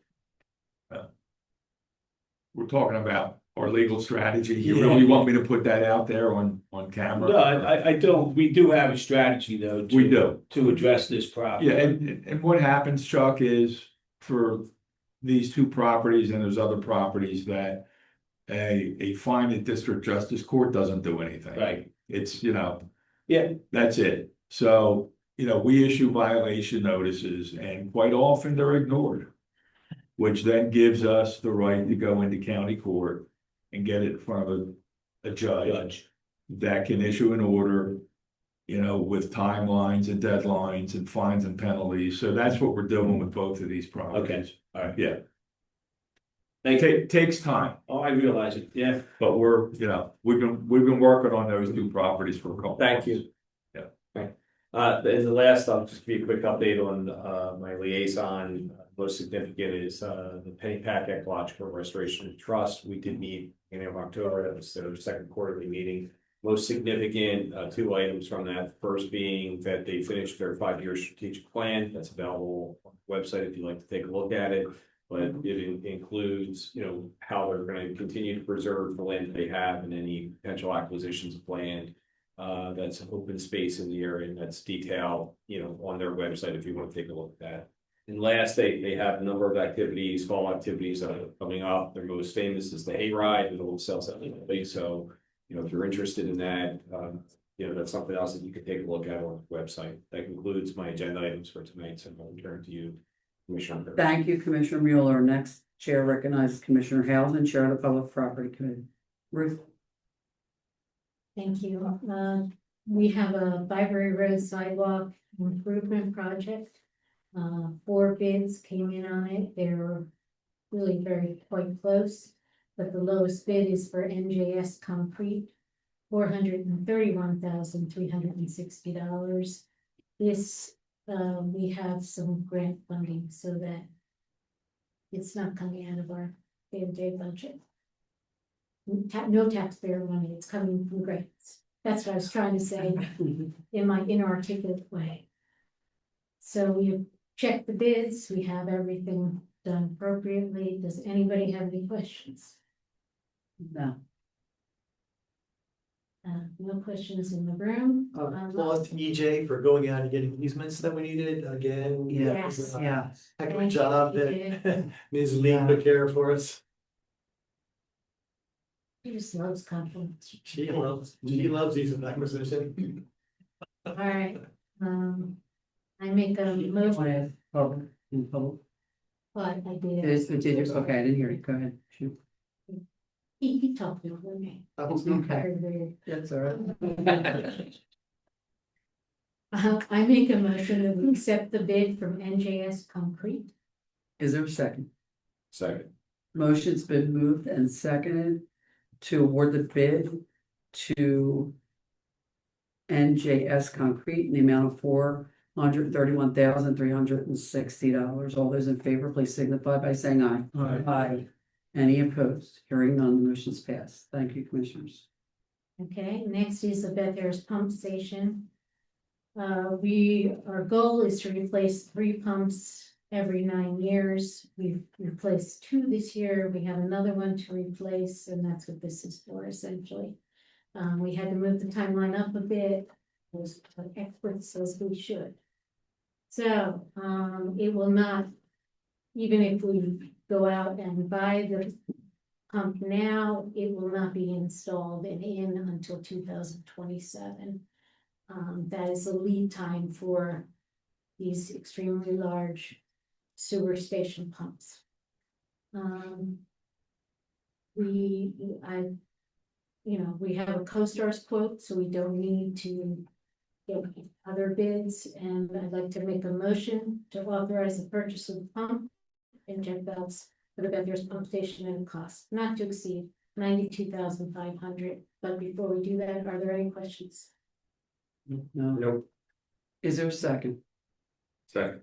Motion's been moved and seconded to authorize the purchase of the pump and check valves for the Fetters pump station at a cost not to exceed $92,500. All those in favor, please signify by saying aye. Aye.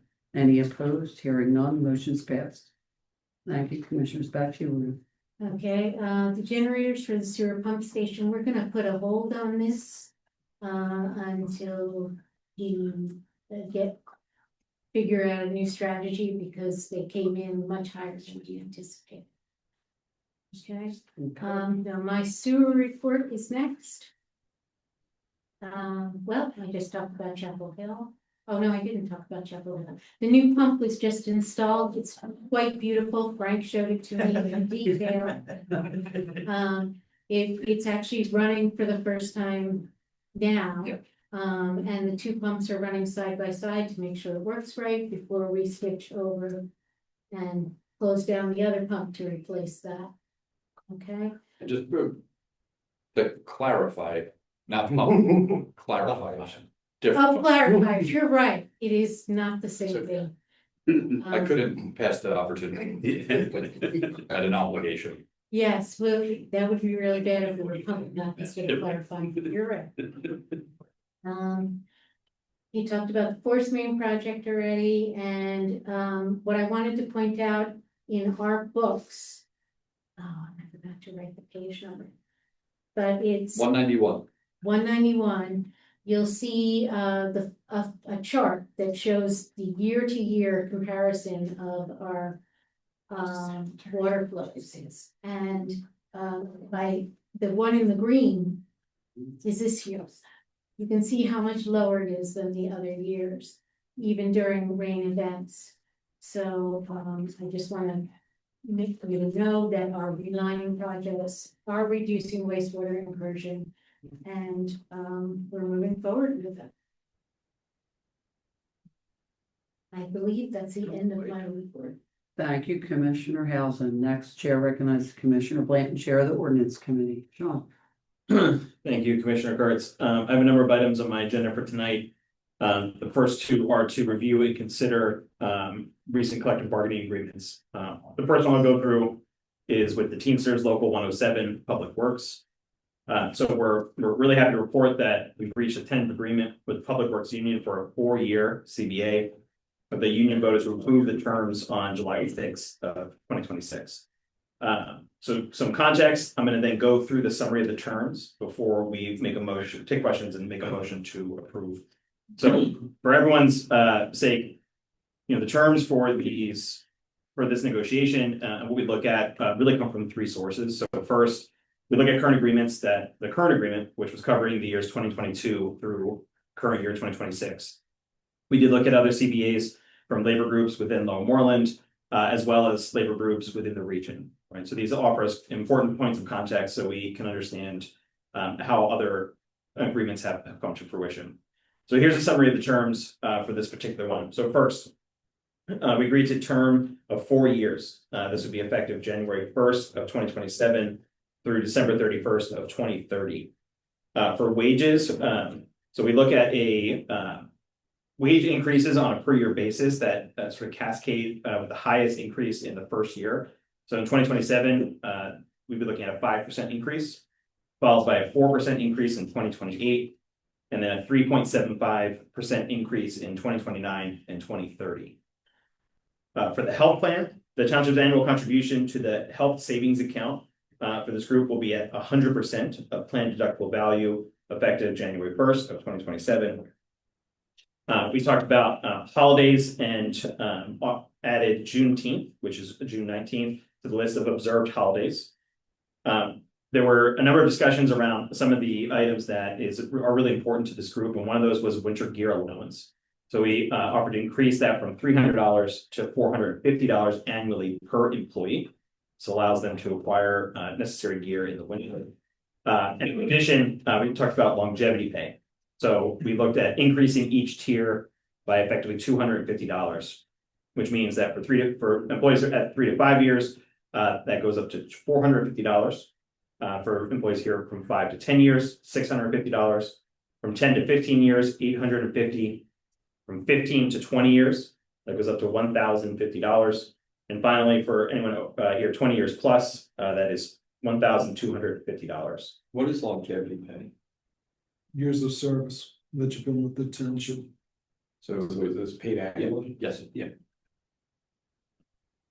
And finally, for overtime, so there are routine checks that occur on sewer facilities on weekends, I believe on Saturdays. And Sundays. Okay, so it happens on both days, and typically we've allotted 2 hours to complete this job. We have increased that 2 hours to 3 hours.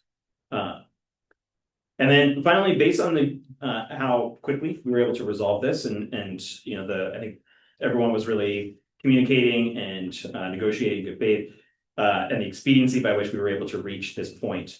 The township did offer as we call a signing bonus, to make a full deductible value contribution into each eligible employee's HSA. The current CBA had reduced, and that's for this year, for 2026. The current CBA had reduced that obligation to 90% of the deductible value in coordination with the new plan design that we implemented in 2023. And so we are raising that to 100% for this year, again, as a token of good faith as we got through this process. So we'll stop there. We'll talk about the next one after I listen to questions. Does anyone have any other questions regarding the summary of the terms? Are there any questions from the public? Anybody online? And Manager Hoffman, anything I missed or anything that you want to express? Perfectly comprehensive. As stated here, we will get the full CBA once we receive it from Labor Council. The terms of the CBA can be approved by the attached resolution. So if there are no further questions, I'd like to make a motion to approve resolution number 26-31, which approves the Teamsters Local 107 Public Works contract effective January 1st, 2027 through December 31st, 2030. Second. Motion's been moved and seconded to approve resolution 2631, approving the Teamsters Local 107 Public Works contract effective January 1st, 2027 through December 31st, 2030. All those in favor, please signify by saying aye. Aye. Any opposed? Hearing none, the motion's passed. Thank you, Commissioners. Thank you, Commissioner Blanton, and thank you, Christopher Huffman, for your hard work recording this. All right. The next item agenda is to do the same thing, but for the clerical group. So this is Teamsters Local 107 Clerical. So same context. We were able to reach a 4-year CBA, and the union voted to approve the terms on July 8th of this year. I'll provide a summary of the terms as follows. So we looked at a 4-year term. So same time frame, January 1st, 2027 through December 31st, 2030. We see a similar schedule for wage increases, so 5% in the first year of 2027, followed by 4% increase in 2028, and a 3.75% increase in 2029 and 2030, respectively. For the health plan, similar, we will have an annual contribution to the health savings account at 100% of plan deductible value effective January 1st of 2027. There's also a point here about retirement health savings account. So the eligibility to utilize these accounts were reduced from 25 years of service down to 20 years of service. We also added Juneteenth to the list of observed holidays for this group.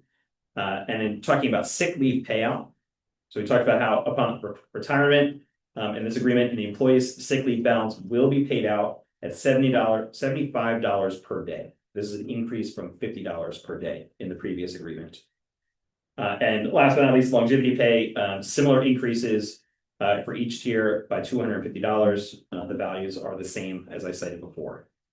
And we also, in the the expediency and the success of this negotiation, offered a similar signing bonus to provide the full deductible value contribution to each eligible HSA for 2026, as we had been doing 90% like we had for the Teamsters.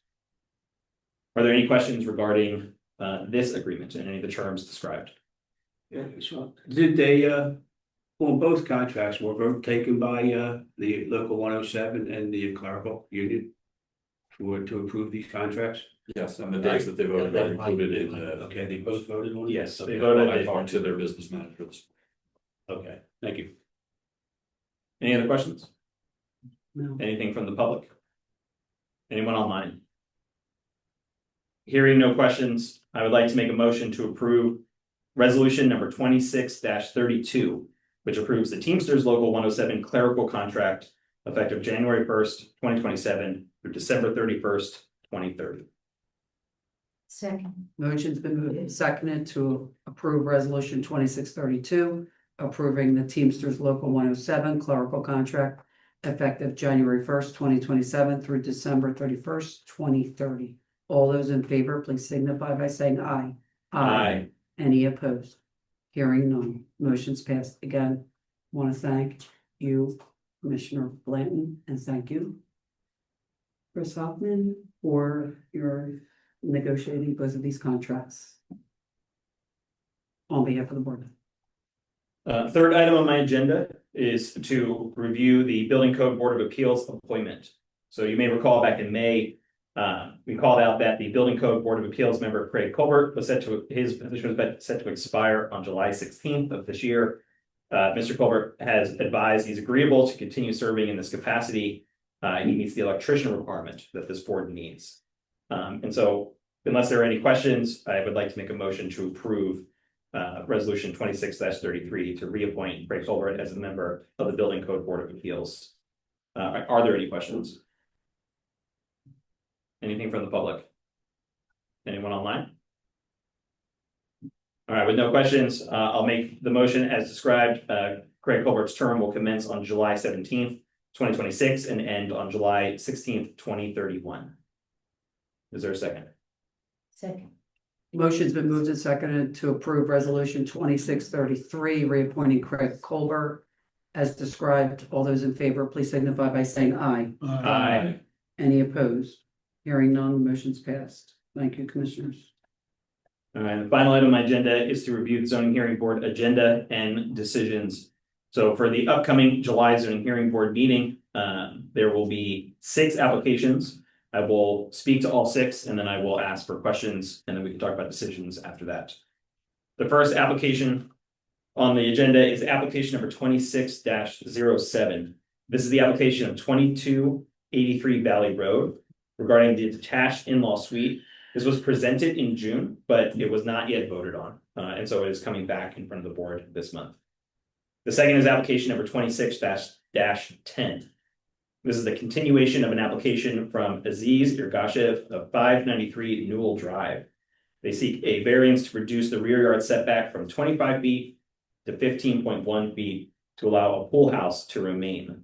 This work was completed without permits. Application number 26-13 is the application of Hardik and Zalek Chinawala of 30 Peyton Drive. They seek variances to reduce the side yard setback from 20 feet to 13.6 feet and to increase lot coverage from 30% to 35.8% to allow construction of a covered deck. The fourth application is application number 26-14, the application of Valentina Galabov of 28 Sunflower Drive. They seek a variance to increase lot coverage to 44.9%, where 30% is permitted, to permit construction of a pool and a patio. The existing non-conforming lot coverage is 35.95%. Number 5 is application number 26-15. This is the application of W2727 LLC for 2727 Philmont Avenue. They seek a variance to permit automotive repair and services using their B and C buildings. And finally, application number 26-16. This is the application of 2895 Pine Road LLC. We seek variances to allow existing non-conforming setbacks to remain for a new construction building. Relief was previously granted in May of 2025, but that has since expired. The applicant has submitted their land development application as well, which can proceed to review depending on the zoning hearing board's decision. Are there any questions regarding the 6 applications on the agenda for this month's zoning hearing board? I do. Number 5. 2727 Philmont Avenue. I received an email. Chris, did you receive the email also? Yes. Okay, from Mr. Bennett. He lives on Barry Lane. He mentioned in his email that Sean and Commissioner Kurtz was back there with a noise complaint from the auto mechanics in the back of the house. It's directly behind his house. He realizes there are 2 auto mechanic garages there now. He's opposed to them expanding it to B and C. He said the noise level has gotten out of control back there, and with adding more mechanical bays, the noise will increase and the quality of life will actually be effective to the people in Barry Lane. Now, I understand that there is he came in and asked for a continuance. That'll now be on the July agenda. It'll be on August agenda. So I talked to Jill about this. She's not here. I was wondering if we could, I guess we'll act on this in August then to see if, or we can actually. Jill don't know if the two other bays will work back there. When I talked to her, okay? She thinks that he has enough back there now, okay? And by expanding his mechanical garages, it will be a nuisance to the neighbors back there. So,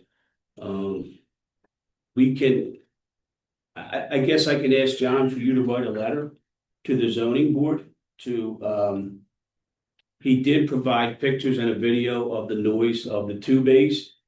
He submitted that to Jill and she was going to speak at the zoning board, but now that he asked for it to be pushed back. Well, okay, so if the township, the commissioners want to pose the application.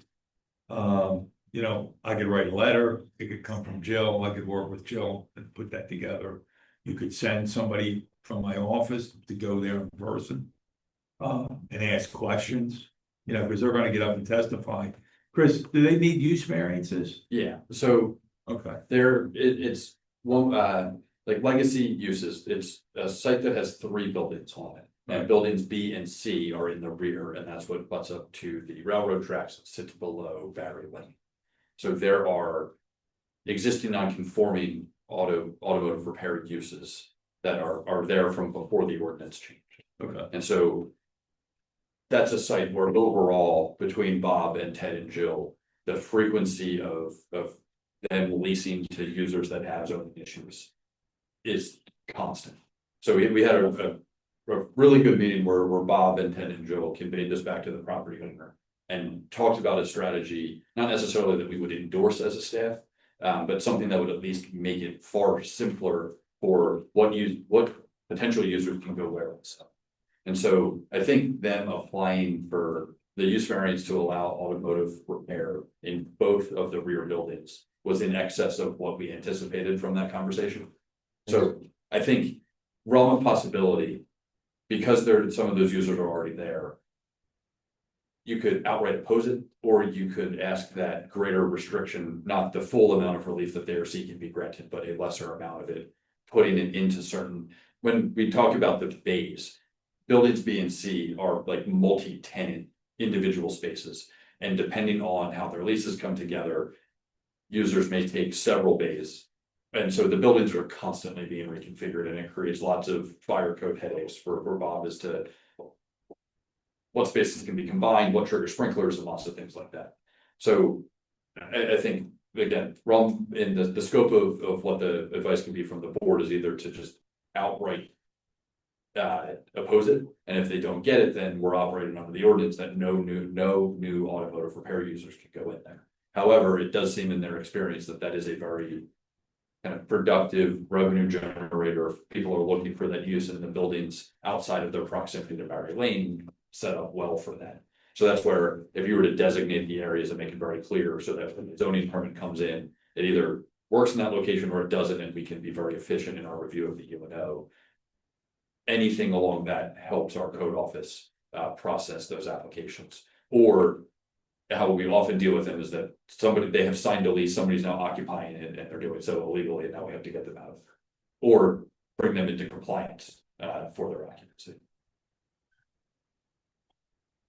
What's the issue? The issue is noise on Battery Lane. Is that the Yeah, issue? they're doing like beyond auto repair. I mean, he reached out to myself and Sean like a while ago. It has to be. Several years ago. Yeah, several years, ago, like not about this exact application. Correct, and those we so have that tried to deal with through the code process and the UNO, where they were greatly exceeding what the business was that had been. It'd be like Correct. grinding and The issues. painting. Yes. Yeah, The issue is yeah, it was noise. really bad. And So- all hours of the night working. So I know Jill and Ted So were if trying the to. noise exceeds the decibel level of the property line, why would we want to continue to Right, allow? they were working all hours of the night. Right, and that's where conditions on potential hours of work, like, although in the email that we received, much of it acknowledges that the excessive noise is during normal business hours. 10:30 to 6:30, and on weekends also. Saturdays and Sunday. Like there's noise ordinances, there's ordinances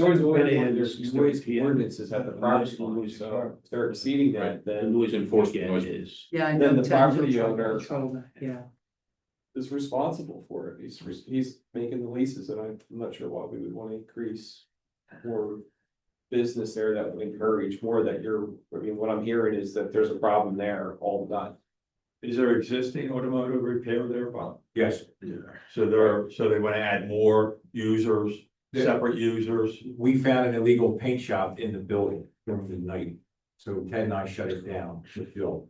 Jeez. So They were doing automotive repair besides the painting. There Right, was no UNO, right. but they're also bringing in, they're using F-550 pickup trucks and flatbedding cars in to restore it. So Jill has already contacted us numerous times, and we sat down, like Chris said, with the manager and said, you can't have these cars and trucks, and they've towed, and the actual building owner has towed 25, 30 cars out there already. So he's working with us on this issue. Right. Yeah, they're helpful, but they're not. I think Yeah, no, that's B general. building was a change of use. So again, we shut them down. They come in, they've done what we've asked them to do, but now they've taken over another part of the building, which they weren't allowed to. They cut a hole into the wall and expanded it. Which meant, we caught them. Because they didn't want to sprinkler, so we caught them. They put the wall back up per the coast. And they're now shutting, their one side is shut down. I mean, as a general rule, you have zoning and use variance is like the last, like the variance that zoning hearing board probably wouldn't grant it, whether the township sends a letter or not, but I mean, I think it, if the board wants to prevent more automotive repair, more noise, that sounds like the issue then, a letter spelling that out with information from Jill would be sufficient. I mean, there's other uses that are permitted there, right? Multiple other uses. Yeah, the rev district is like the catch-all. Yeah, it's got everything under the sun that you could, because once you get a use variance in there, you're sort of stuck with stuff. Right? Yeah. You can't. Right, and that's where the parameters we had discussed as compared to just, hey, let's broadly allow it everywhere. We didn't think it was unreasonable to acknowledge that can be a productive use on site, because that is a lot of the people seeking leases are in use. And some of the ones that are in there are very good tenants. The paint, the body shop is probably the cleanest shop we have in the town. And so that's where the thought was, if you can limit it and define it, perhaps that was reasonable. The application came in far in excess of that, so I think it's reasonable to oppose. Yeah. And then provide some of that feedback. I'm in agreement with opposing this, and Sean and Chuck saying oppose it. Yeah, I mean, I think given the history that we have with this. Yeah. We feel comfortable letting it known on behalf of the application. Absolutely. There will be a contact. So you ought to just do a motion to authorize us to submit a letter of opposition to the zoning hearing board. That'll do it. Sean, your word. All right, yeah, I mean, so I'd like to make a motion to submit a letter to the zoning hearing board for application number 26-15 in opposition, as described by as we talked about. Second. Motion's been moved and seconded to oppose application number 2615. 2727 Philmont Avenue as described. All those in favor, please signify by saying aye. Aye. Any opposed? Hearing none, motion's passed. Thank you, commissioners. Are there any other questions regarding the upcoming agenda? No. Hearing no questions, I'll move to speak to the 4 decisions that were rendered in the June meeting. The first decision was for application number 26-08. This was the application of Nicholas Sidis. I said that wrong, sorry, Nicholas. For 560 Red Line Road, we sought a variance to permit a reduction in the rear yard setback to allow an existing non-conforming accessory structure. That variance was granted. The second was for application number 26-09.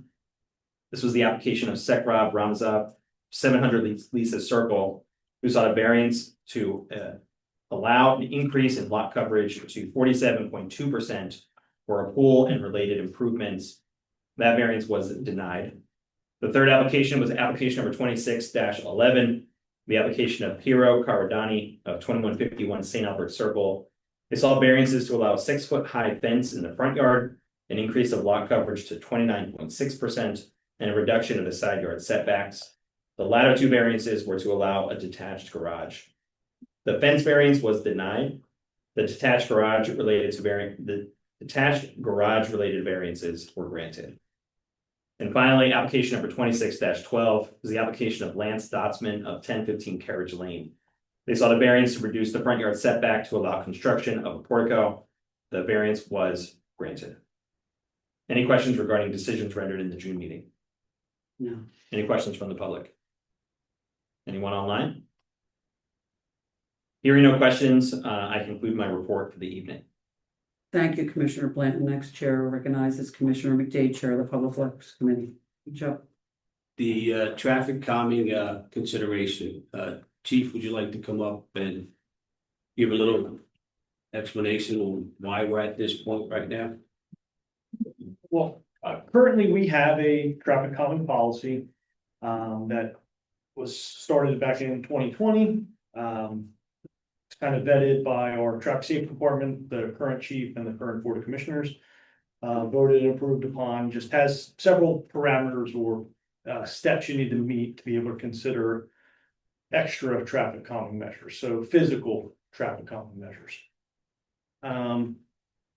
I had noticed I've been getting a lot of questions about it, so I had already reached out. I had Sergeant Stevens actually reach out to LTAP, which is the municipal arm of PennDOT. They kind of help guide us with these types of decisions and run our current policy as it exists by them. The recommendation of LTAP is that we don't change anything on there, other than there's a potential that you could change the average daily traffic volume number. That was the only thing they said you could make lower if it was deemed reasonable or go to the bottom that was agreed upon. They have come out on other things or other matters that we've had. We've utilized LTAP to come out. They've utilized these to help us make our decisions on some things. So that was kind of where it went. They did suggest if we also do this, that you could add on a couple things, specifically that a street is not a bus route. Traffic flow volume comprises no more than 5% of long wheelbase vehicles, so tractor trailers. Currently, what we utilize is our speed signs that you see, and those wouldn't measure that. We do have a device that hasn't been used in many years, that is the rubber tubes that go across the street. Yeah. They can measure wheelbase and the types of vehicles that are going by, so we could potentially do that. And that the street does not have sharp curves with a centerline radius of 200 feet or less, or a curve with less than minimum safe stopping distance. So they said those would be additions that you could add in there to, again, kind of help guide the decision making. And again, like I said, currently the number for our average daily traffic volume is that it has to have at least 1,500 vehicles per day to qualify for the traffic calm. And it must meet all of the criteria to be eligible for the other physical traffic calming measures, such as speed humps, speed bumps, things of that nature. Right. So why we're at this point is we do have several roads, as the chief calls it, Lower Walsh Road, but it's Walsh Road from Packard to the Pike. We've been there numerous occasions in the past month, but speaking with our Public Works Department, that road is up for a repave in 2027. I've talked to several residents about this. I've told them that it is up for repaving, that we will be doing a visible marking on that street. So they seem to be okay with it, to wait for the repave. So, but we looked at an option for speed bars on that road. Okay. The optical speed bars. Yeah, the optical speed bars, right. And now it's here. I see it here. Okay, that they added. So we'll have to. Do we have to do a study to get them put in that section down there, or a traffic study? On the curb, we have the optical speed bars. If that's, I don't know, are you talking the standing, the bollards? Yeah. What do they call it, Steve? the traffic Followers. diverters, yeah. That, right. Followers and traffic. What it does is it gives you a sense that the road is narrower than. That's the optical speed bars on the side. Well, Those that's those things. Yes. But with them being on an S in the center, it is a obstruction to slow down the vehicle because, you know, now you're going around a curve. Mhm. And that's where most speeding occurs. That's to get up that hill and then to go down up to the Pike. So we have to, can we look at that and to see if that will work there or? So I did talk briefly to Sergeant Stevens about this.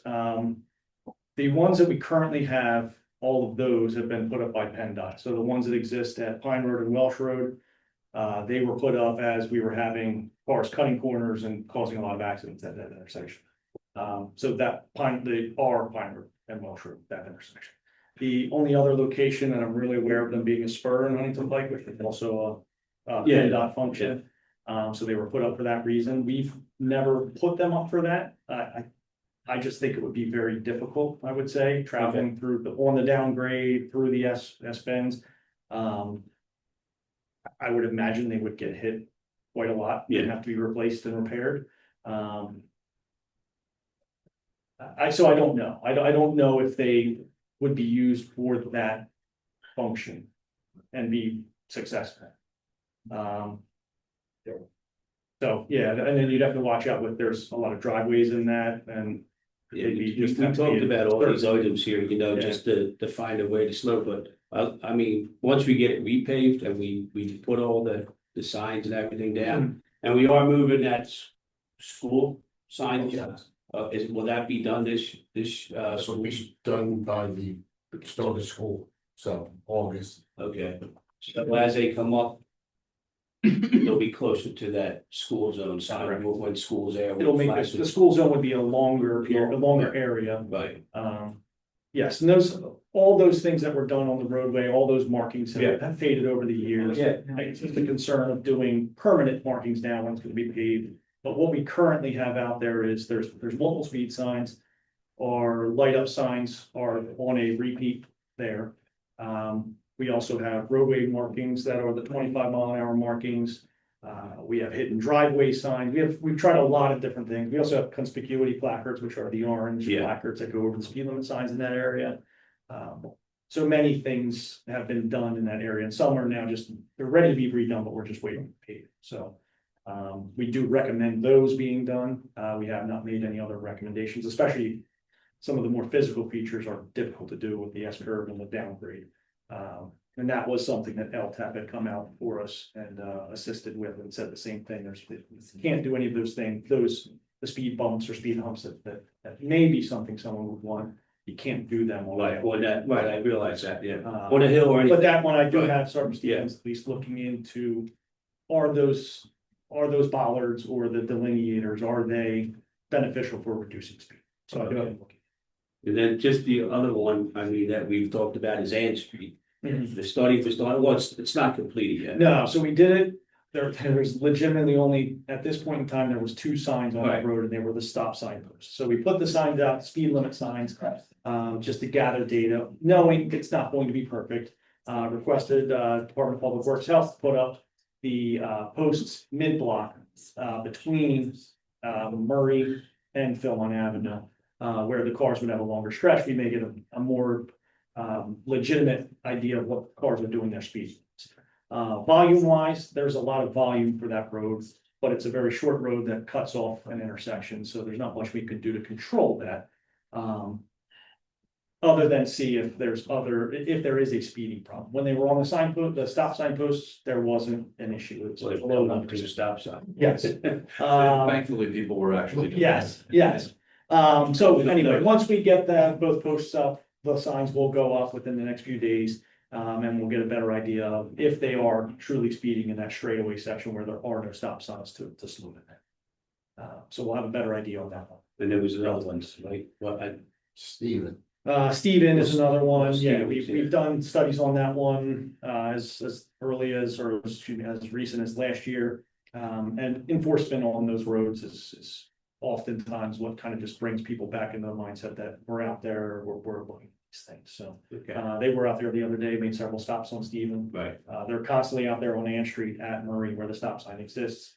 So, yeah, we try some of those things to see if that can reduce the numbers, just kind of as it did on Fetters Mill when we had some of the issues there. We were able to reduce some of that speeding that we were seeing, so. Right, I asked Steve to, what did we price Steve for? It's not a bump, right? It's a speed table. a speed table, Yeah, right? like the rubberized ones you can screw in or.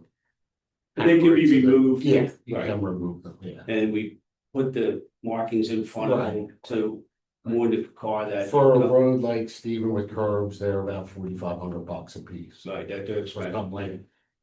And a road with no curbs, they're like 3,800. Right.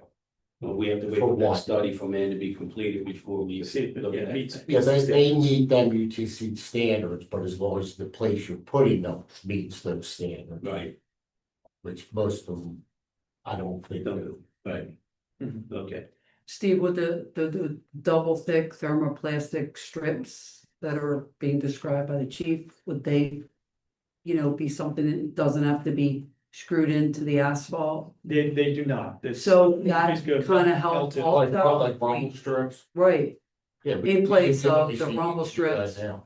We could try We can do something that like that, for- say yeah. maybe on Stephen. I wouldn't want them in front of my house. I would just tell you, people are going to complain about the noise they create. They're noisy. They're very noisy when it comes to, unfortunately. But so are the rumble Yeah. strips. Yeah. Or the rumble strips. Yeah, the rumble strips are the ones we use on, if you look at Lower Welsh Road.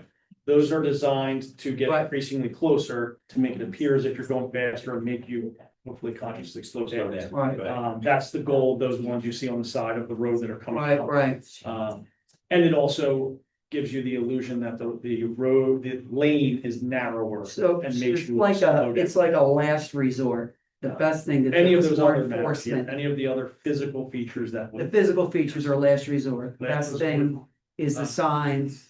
Signs and enforcement. Enforcement. These are last Again, resort. if it meets the qualifications and it's that is a concern, sure. Can I ask you a quick question? I was, so I drive up and down Boston a lot, and they put those humps in over the last year or so. I'm curious, like how publicly is like the decisions that went into putting that in, and how long do you think it'll be until any reports come out about how effective they are or not? And is there learning that you can take from that? And I'm sure if you've driven down those roads, they are almost everywhere in that section of Northeast Philadelphia, right? In every one of the primary roads, I would say. They're on Bustleton, they're on Berea. They're even on Philmont, passing. They're on Pine Road as you get further into the city. They are on every one of those roads. Theirs are a little different than the ones, for instance, you see in Bryn Athyn, which go across the entire road. A lot of the ones in Philadelphia, they like staggered. Yeah, and then you can sort of And I will tell you, I've driven over them, manager's been in my car, you can, the car I have goes over them and you don't even notice they're there. Right. So I don't know if they're gonna be as effective as they hoped. I can certainly reach out to them, I can certainly reach out to them. I didn't know if that was like if there's a. But it was nothing communicated to us, like, hey, we're doing this and we're gonna see how this works. They kind of appear, Right. I would say. Well, I know the ones on Philmont by Cover Christian went in, they seemed too high, they took them down, they put new ones. Yeah. They were illegal. They had to take them out. Sure. Yeah, they. Yeah. But so I just brought it up because Yeah. it's so close to us, and I wonder if there's learnings to be had about if they're effective or not, if they accomplish their goals. And then also learning about the impact they can have, because I understand they obviously are gonna make plowing stone more difficult, they make other things more difficult. And I know Philadelphia, which may have played into some of their decision making, they had a lot of street racing problems in those areas. We've seen them when I started on Red Line Road. I can hear it. Right before they get into Lower Moreland, they would race on that section of roadway. And I know that happens on a lot of their roads, so, I don't know if that kind of helped play into that too. But their volume and their speeding is probably worse than ours, I would say, so that may have led to some of that, but I'll certainly reach out to them and just see if they have anybody that can. What went into it, where was their decision making, and if they're tracking it, see what I get. So I don't see a lot of the speed signs that would give them the feedback that we're getting, but I can certainly see. Cool, see if we can. Any other questions? Are there questions from the audience? Any online?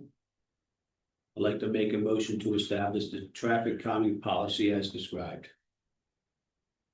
I don't know that, We don't need- currently have. what we've talked about is just keeping the existing policy. Motion to We're establish. not. Oh, that's, Yeah. that's from the 2020. Oh, that's from the. Yeah, that was the. Thank you for your diligence. You know, seated there, so no, so. That was just to give the context of where. Okay, all right. I withdraw that then.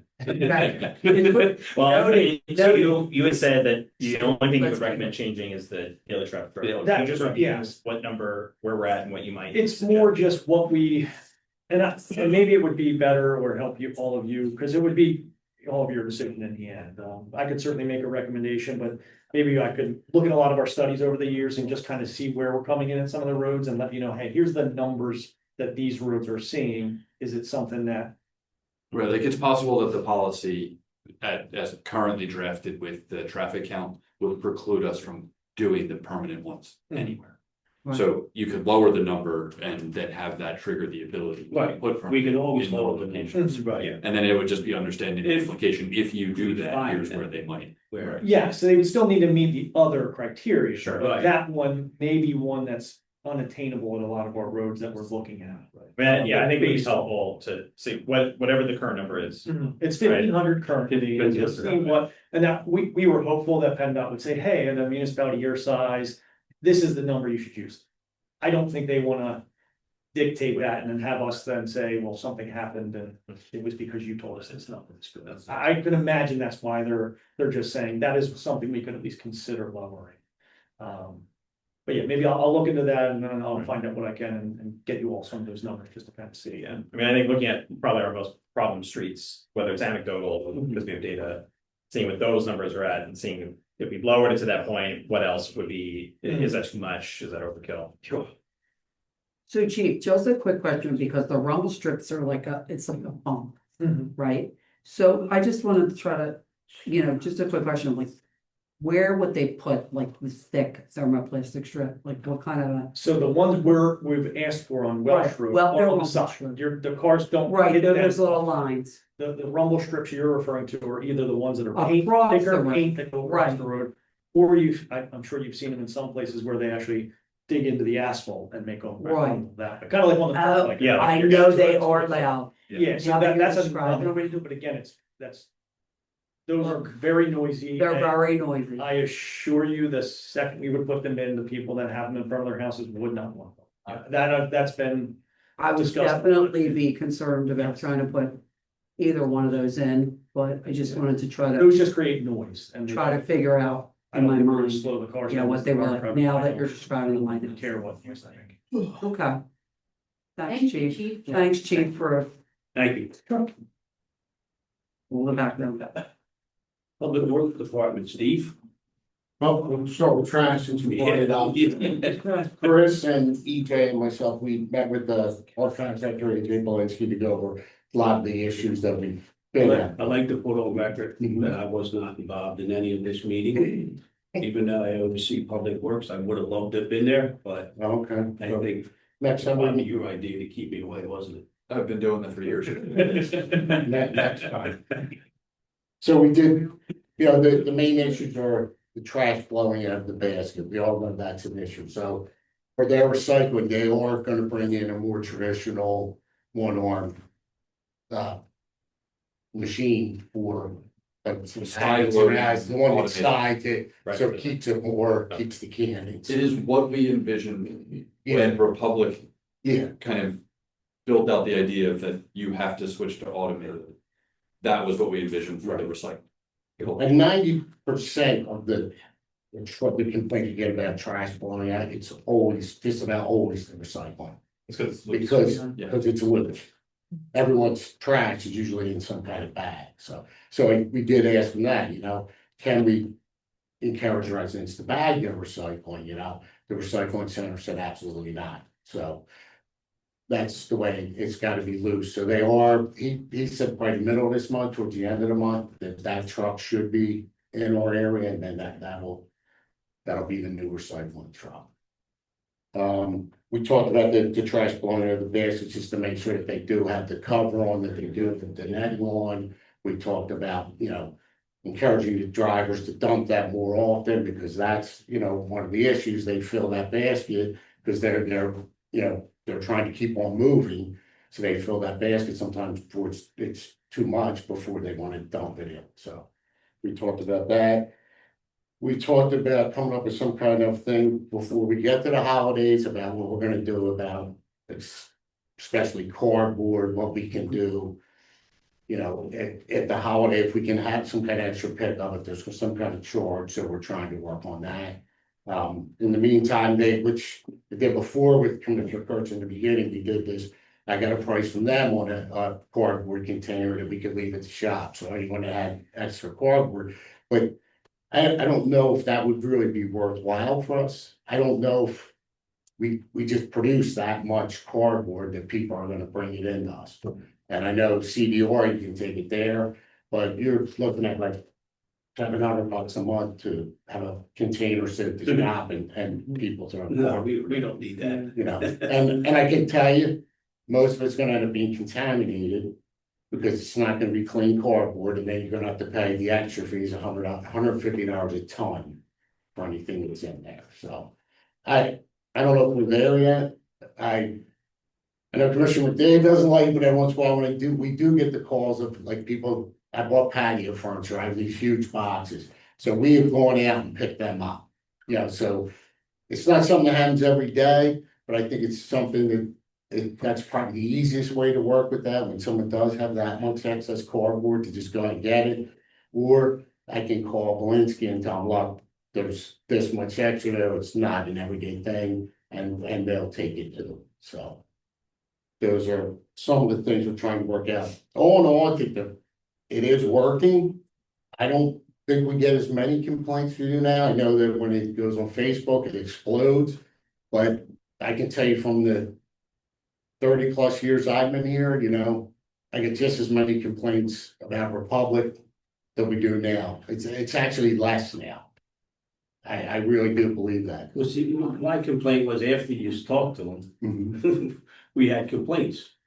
Levy Lave, Dale Right. Rose, Packard. Right. Yeah, I mean, it seemed like we brought them in to talk to them about the issues of skipping recyclable, skipping trash. And we still had that problem. And like I said to you, when we talked to Royce, we told them, Chris was pretty stern about the fact that we can find you. There are fines built into the contract. Right. And we can find you. The thing that most times, like I say all the time, if there's anyone on the problem, call so that we can document it, because that's how we do it. Because anytime anyone calls and says they missed me, the first thing Kelly does is call them and say, yo, this person's saying you missed, it's habitual. The first thing they do, he'll pull video, because that truck takes a picture at every stop. Right. So both trucks or just the recycle? all the trucks. Okay. So they know. If you say that, my trash can was there and they drove by it, they send me a stamped picture of the truck with that. The frequency that Steve follows up on, what we perceive as a good faith complaint that has reached one of you, so he goes to them. The frequency that is determined to not have been a good faith complaint is inappropriately high. Unfortunately. But Unfortunately. I mean, July 3rd was our holiday here. It was, Right. It wasn't. I had several calls. I knew the township was closed. I called their dispatch. And I got results. The dispatch were able to get in touch with the truck, to go back to the houses. They picked up the trash and the people were happy. One or two were left.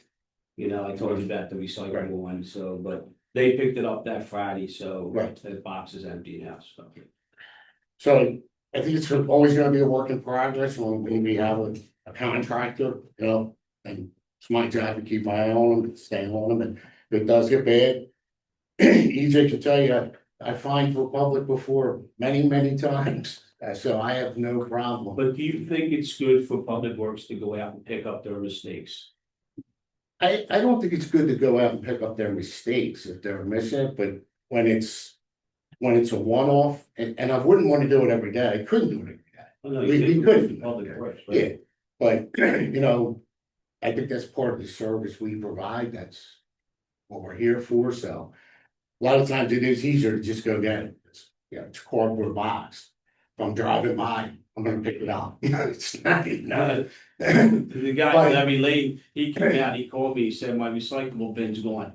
Right. Don't panic, the township came to get it, they take it, they dump it, and they bring the bin back. I get that a lot when they say, we go out to, we take the can, then we're gonna dump it, where, you know, in our dumps or whatever, we will recycle the can. How heavy are the fines?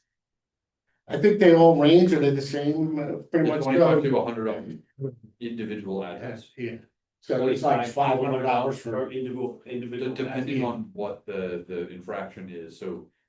When, in the Republic days, when we would implement the fines and they missed 3 streets. Yeah. That's 40, 50 homes multiplied by that, it was thousands of dollars. Right. Okay. for leaving.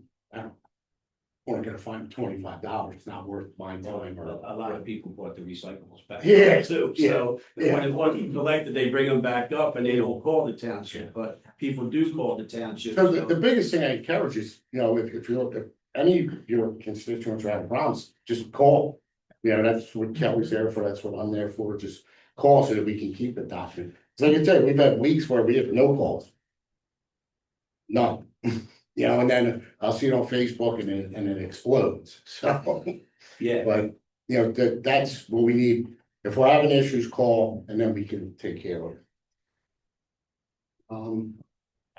That's about all I got for recycling. Our paving program started. The paving will start tomorrow on Orchard Hale, Dogwood, and Heaton Hill. And then Thursday they'll do Heaton Road. Milling will be in Ridgeview and Hunter's Turn tomorrow, and they'll keep working their way towards High and St. Albert Circle. So they'll be done milling this week. What about Philmont? Yeah. Philmont Avenue is still, Aqua is still telling me that's the end of July, beginning of August. Apparently there was some kind of issue up at the end where the creek crossing is. That's what slowed up that whole project. Yeah, because it seemed like they were going pretty quick. Yeah. With down the low end towards Pike, they still have to do service work down there, correct? I think that's where they had the creek crossing where they had some issues. Right. That's where they're tying into their line that comes from the Neshaminy. Okay, so it's getting pushed back. to the So end. I'll call again tomorrow to find them. Now, it was supposed to be mid-July, the beginning of July. Is there any way, so on Parkside Ave, the amount of people that try to cut through and we just get this like whirlpool of cars that go, or just like circling around, and they get faster and faster as they go through and realize they made a mistake. Is definitely contributing not just to like my neighbors, but also like it stops by very up because everyone going down the hill is just letting their car turn into it, and then one car passes, and then that car waits for car to come out of Parkside because they can't get off. I think we had the local. We had signs. signs. They haven't been there for some time. I think as the work moved down. Okay. But now that it's back. I can make sure we put that on. We can put a barricade to block one lane if you want, you know. The local people go around it. So we Stand there, yeah. put your middle finger up. Well, red line and fill line, I talked to Chris about the 2 poles. Mm-hmm. They're supposed to be moving them. The 20th to the 24th. Right. We are from our contractor to talk to Verizon. I know I reached out, Chris reached out to Gonsalves about it too. Yeah. You know, to try to push them along, because that's the only thing our contractor's waiting for. And then he can finish paving. Yeah, he's gonna mill, pave, and do this striping in there. That's all he's got left. Hopefully they get out there on the date. Yeah. It'll pour rain. Yeah. I hope not. I would apologize a little bit about the paving that started since Ward 5 really took a hit today. Because you know, we have Pico's working out on Byberry Road, Doc was working on Walsh. So you know, and then we were milling Heaton Road, so the roads are intermittently closed and combed off, so. I do apologize to those residents for that. It was a cluster up, like, you know, we'll get through it. So the couple days of hard tops over there, and then they're gonna have brand new paved roads and new water lines and gas service. That's about all I got. Any questions from the board? Any questions from the public? We have online.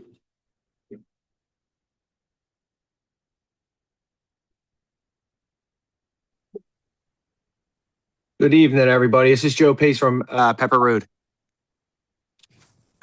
So I got a question because it's under Public Works. It's related, I think, to that. Maybe it's off topic, but I'm not really sure. But I think it's on topic. Tell me I'm crazy. But Steve got prices for the Lower Moreland Park for the facility, the bathroom storage, vending and concession stand. Many months ago this year, you guys applied for a grant a second time around. I want to see where we're at with that grant. Has there been any indication whether we're going to be successful, not successful? Does anybody have an update on that? We can reach out to our DC and our regional advisor to find out where they are in the review process. When did we apply for that, Chris? It was earlier this year, February, March. Yeah. We reapplied. Well, we applied in the current. Right. Yeah, reapplied. And still to this date, we have the funds in the Park and Recs to pay for this with our money. Is that still the case? A lesser version of the project, yes. Got it. All right. But when you say lesser version, what do you mean by that? The playground upgrade component goes away, and for the building, I think we would just need to be careful with the timing for the utility connections and Okay.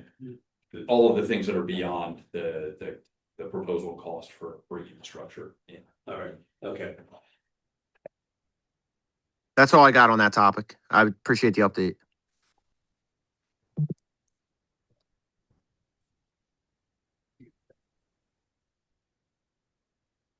Yes, can you hear me? Mm-hmm. Oh, thank you. My name's David Flagg, 411 Densmore. I see, by the way, I was stuck in that horrible traffic in Byberry. It was real bad today, but I see there's plans to put in a roundabout where Pine, Philmont, and Tomlinson Road are intersect, which is a horrible intersection. The drawing looks great. I'm just curious when that project might start. So that'll go to bid. So that's a PennDOT project. So we're not driving that locally, but that will go to bid at the end of 2027. Okay, so that's a long ways off. Yes. Sounds like. Okay. Hey, thank you very much. Gosh, long meeting, but thank you so much. Have a great evening. Thanks for hanging in there. Okay. Take care. Thank you. Bye. Let's say in public, I like tell this guy. Well, I'll curse later, but just some thanks for personally, professionally, that we had a good run here, and I wish him nothing but the best of luck. Thanks. Thank you. It's coming from the best there ever was. That's what that is. Yeah. That's the end of my report. Thank you, Commissioner McDade. That concludes our agenda items for this evening. We will now take public participation on non-agenda items. Would anybody like to address the board? Come on up. Ms. Moss. Thank you. Please state your name and address for the record, so our assistant Leah has it for the record. The long one, I thought I would be 80. Even though we know who you are, we still need it for the record. Judy Moss, 44 Barberry Road. One of the nicest compliments, well, probably the only nicest one I ever got from you guys, was that I may be a pain in the ass, but I'm always here fighting for other people. I'm here fighting for me tonight. As you know, there's a $1 million mansion going next to my house. And the township does not have an environmental committee. So you did not do your due diligence on what it is to have an aquifer. The main source of keeping aquifers healthy and working are trees. They took down between 15 and 20 trees, including the ones where they killed the baby hawks. And it didn't dawn on me because we were kind of having a drought in May. But one day I came home and I turned on my water and I didn't have any. It lasted about 20 minutes and then it came back on. So having had well water here for 44 years and growing up with a summer cottage that my aunt had that we had a well, I knew how important trees were to an aquifer. So now it is becoming once or twice a day I don't have water. I came home, I was out all day taking a friend's sister-in-law to the eye doctor, had all this kind of crap going on, and I come home and I have no water, so I wasn't even home doing laundry, running that. Trees protect aquifers by intercepting heavy rainfall, reducing soil erosion, and filtering pollution before water percolates into the groundwater tables. Their roots break up compacted soil, creating natural channels that maximize the amount of water available underground and stored for the aquifer. The mechanism of the tree's protection includes rain interception, soil permeability and infiltration, pollution filtration. Trees actually kill nitrates, phosphates, and pesticides. Now I have this, when they put in the foundation, which they use pre-poured concrete, didn't buildings just fall down that had pre-poured concrete, like downtown, the Chapels building or something? Parking facility. Yeah, so they use pre-poured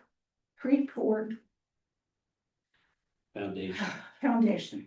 So now that the house is up, it's more and more frequent that I do not have water. Yes, I can wait 25 or 30 minutes. My kid with her and my granddaughter sure don't want to visit in the house where they may not have water. So do I have to sue you for not doing your due diligence? For not protecting the people like me who have lived here for 40 years and care deeply about this town? This is why I sit up here till 11 o'clock at night listening to all of you. Because I love Lower Moreland. But you don't love us. You want new, you want bigger, you want apartments, you want everything but to protect the people that have paid taxes here for 40 years. What are you gonna do about my aquifer, guys? Do I have to get a lawyer? Because my son is a lawyer, he'll find me a good one. Yeah, Judy, can we talk about that a little bit? Can I give you a call tomorrow? Yes. Because I have to take care of a friend's mom for a couple hours, but yeah, in the afternoon I'll be home. I'll get your number after the meeting. Yeah, because it's, you know, like you just go in to brush your teeth and there's no water. I mean, I use the Brita and everything for the dog and me, but it started when the trees came down and I knew. I'll talk to you tomorrow. Yeah. So you've asked last month for environmental. Oh, I've asked for 2 months, but who's counting? What do you want in that environmental committee? What do you want out of it? I want consideration for the other animals that live here besides human animals, like the hawks, that are environmentally protected by the federal government as well as Pennsylvania. The deer, amazingly, are very adaptive. I mean, the does follow the same path for hundreds of generations. They've managed to jump over the little fences and still come and eat all my hostas, and I don't care, I like seeing them. But the raccoons have nowhere to go. I mean, since I've lived here, that was just wooded. And now I haven't seen any of my little critters around.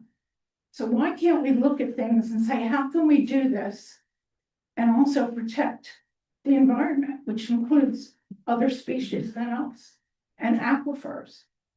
Why did they have to take down every tree they were like 3-4 stories tall? That's why we had hawks there, because hawks like the highest tree. And there were eggs in there. against the law. It's a big fine and you could go to jail. I So- want a so if committee, you but we think- have Cindy Ahern who lives here, who knows so much about the environment. She's a resource that I say, I don't know what to do about this, and she can give me the answer like that. She's willing to serve. We need to find people who care about the environment, who will be on a committee. And when you're gonna build new, first thing you should think, are there any wells that are gonna be affected? Because we can't get access. Because we live on the Huntingdon Valley fault line and you can't blast. Did anybody even know that the Huntingdon Valley fault line runs up Bent Road? We have a tribe text, we call it, and every once in a while they go, anybody's glasses get broken, because we would hear the glasses in our cabinets rattle. Just randomly, it's not even raining. So there's a fault line there, and there can be no blasting. That's kind of how we kept that when they wanted to tear down that house that was deeded by William Penn. That was one of the ways we kept them out of there. Because they wanted to blast and put in bathrooms instead of using. So you're asking for an environmental committee, I'm correct? asking for a committee that can address these concerns, that can go and talk to Upper Moreland and Hatboro, because they all have these committees. And they're willing to share information with us. So we would need a commissioner to oversee this committee, correct? If one is formed. Well, you could have a liaison, but I mean, there's a state statute that deals with creating environmental advising. They're an advisory committee, Okay, so they get tasked with projects by the elected board. There's model ordinances, which I'm sure all these other municipalities have adopted. I'm sure the county, the people near us will be happy to, I know Upper Moreland will be happy to share. And because they've done some of the research that needed to be done. Yeah, we represent municipalities that have EACs. So, they have, depends on the people that get appointed and what their interest is.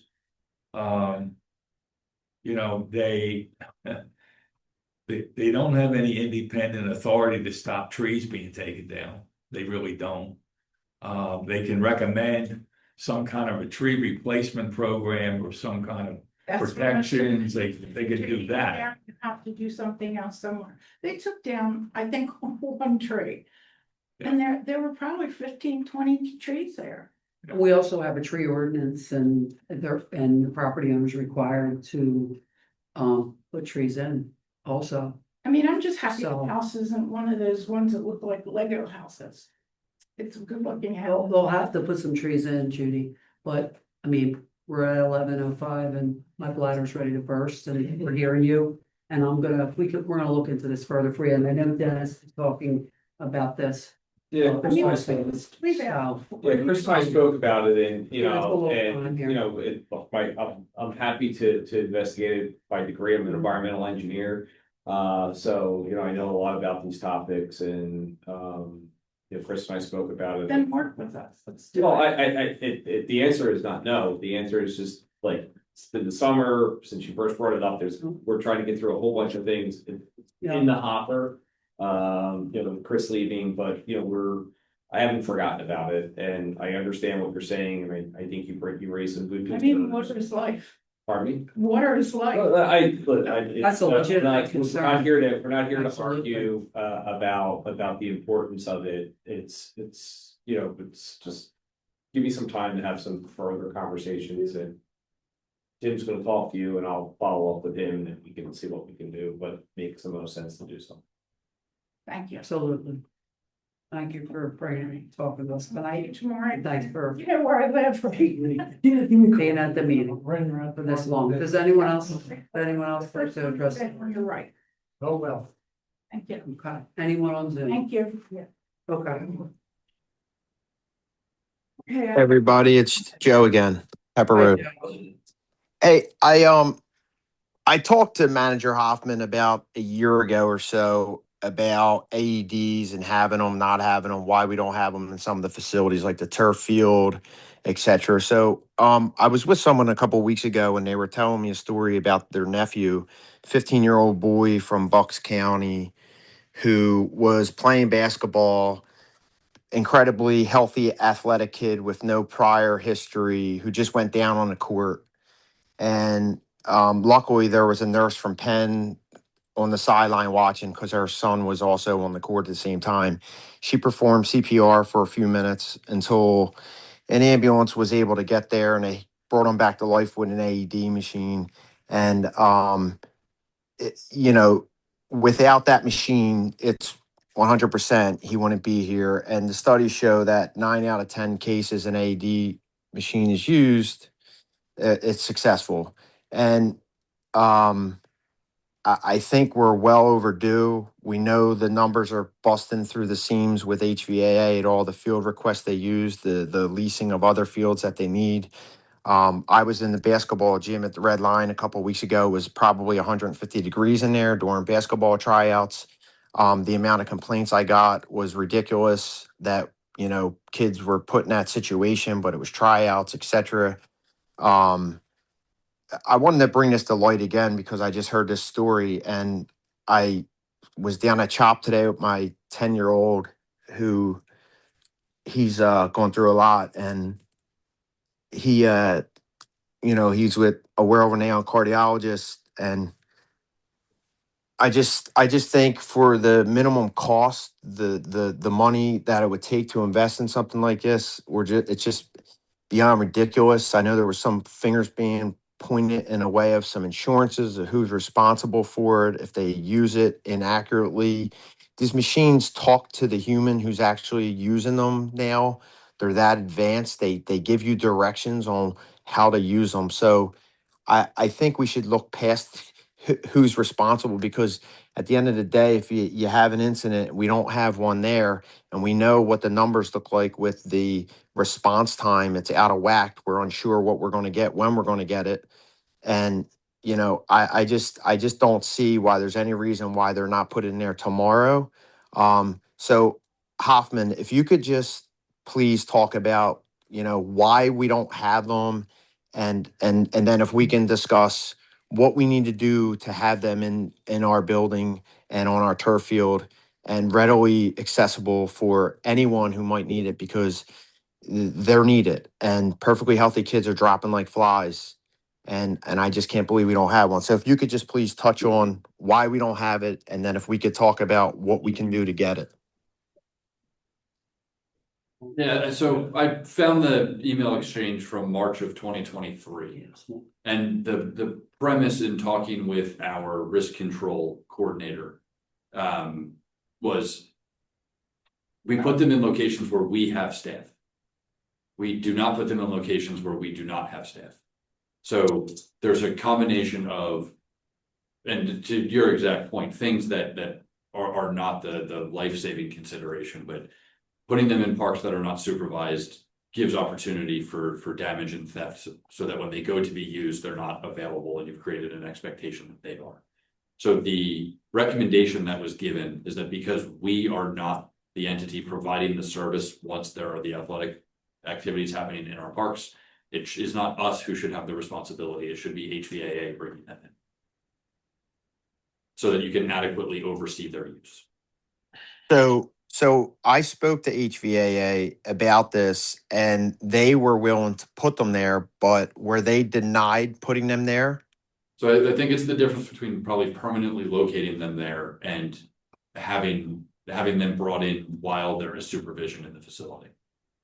I can speak a little bit about this because I manage this in my full-time job, is that they require monthly maintenance, and that maintenance can be anything from an inspection to more than that. But Chris is absolutely correct that if they're not supervised and maintained, it creates an expectation that they will be available and they will be fully charged and that they're going to be in working order. If you don't have that, it creates another situation. So for unsupervised areas, it would require some type of maintenance to ensure that they're always in a working condition. And if it's in a park where there's not daily supervision, it could become a challenge. There are portable ones, right? Yeah. Well, they're all portable, but what a lot of places do is that, they, for certain teams, and I've heard of this where, every team coach gets an AED and they're responsible for it. Joe, the last, I remember speaking to Brad Sorkin way back when we were looking into this for them, and he was supposed to be looking into, some portable ones for HVAA. So I obviously don't know where that went. He has donors that would buy them, and he is under the impression he's not allowed to put them there. Well, I think they there's a should- lot of confusion, but I think there needs to be an immediate call or meeting to say, hey, who owns this or what are we doing? So what about like at Valley Center Park? I know the school district also rents the turf for their soccer. Is it something that could be tied into the school board and to the school district's responsibilities to provide it at the turf? Because even when they're using it, there's nothing there. Well, Joe, what I think, what Manager Hoffman is trying to tell you is that if HVAA is having their, group there, that someone from HVAA, that organization, should bring the portable unit and be trained to oversee and be there in case something happens, like they're proctor or trained. They just can't leave it there. You can't just leave it back there to their facility. because, that's a part of the training. I go for the CPR, first aid and AED and training every 2 years. So, and I have a card that says, I can administer, and if something happens with someone, I can perform. So what about the Red Lion Gym? The same there. If they're having practices, so You have open, so there's open gym someone in should Red be Lion there Gym. from Like HVA if, with the machine that is trained just in case something happens. so say the township has Red Lion Gym open and HVA is not in there. There's open gym when people go in there and play pickleball or basketball. What if somebody falls down and they need an AD? So, Joe, That's right not now- related to HVA, right? So Joe, right now, ADs in the township, every cop car on the street has an AD. Fire marshal has an AD. No, fire marshal doesn't, fire department does, We have They- we have one in the lobby.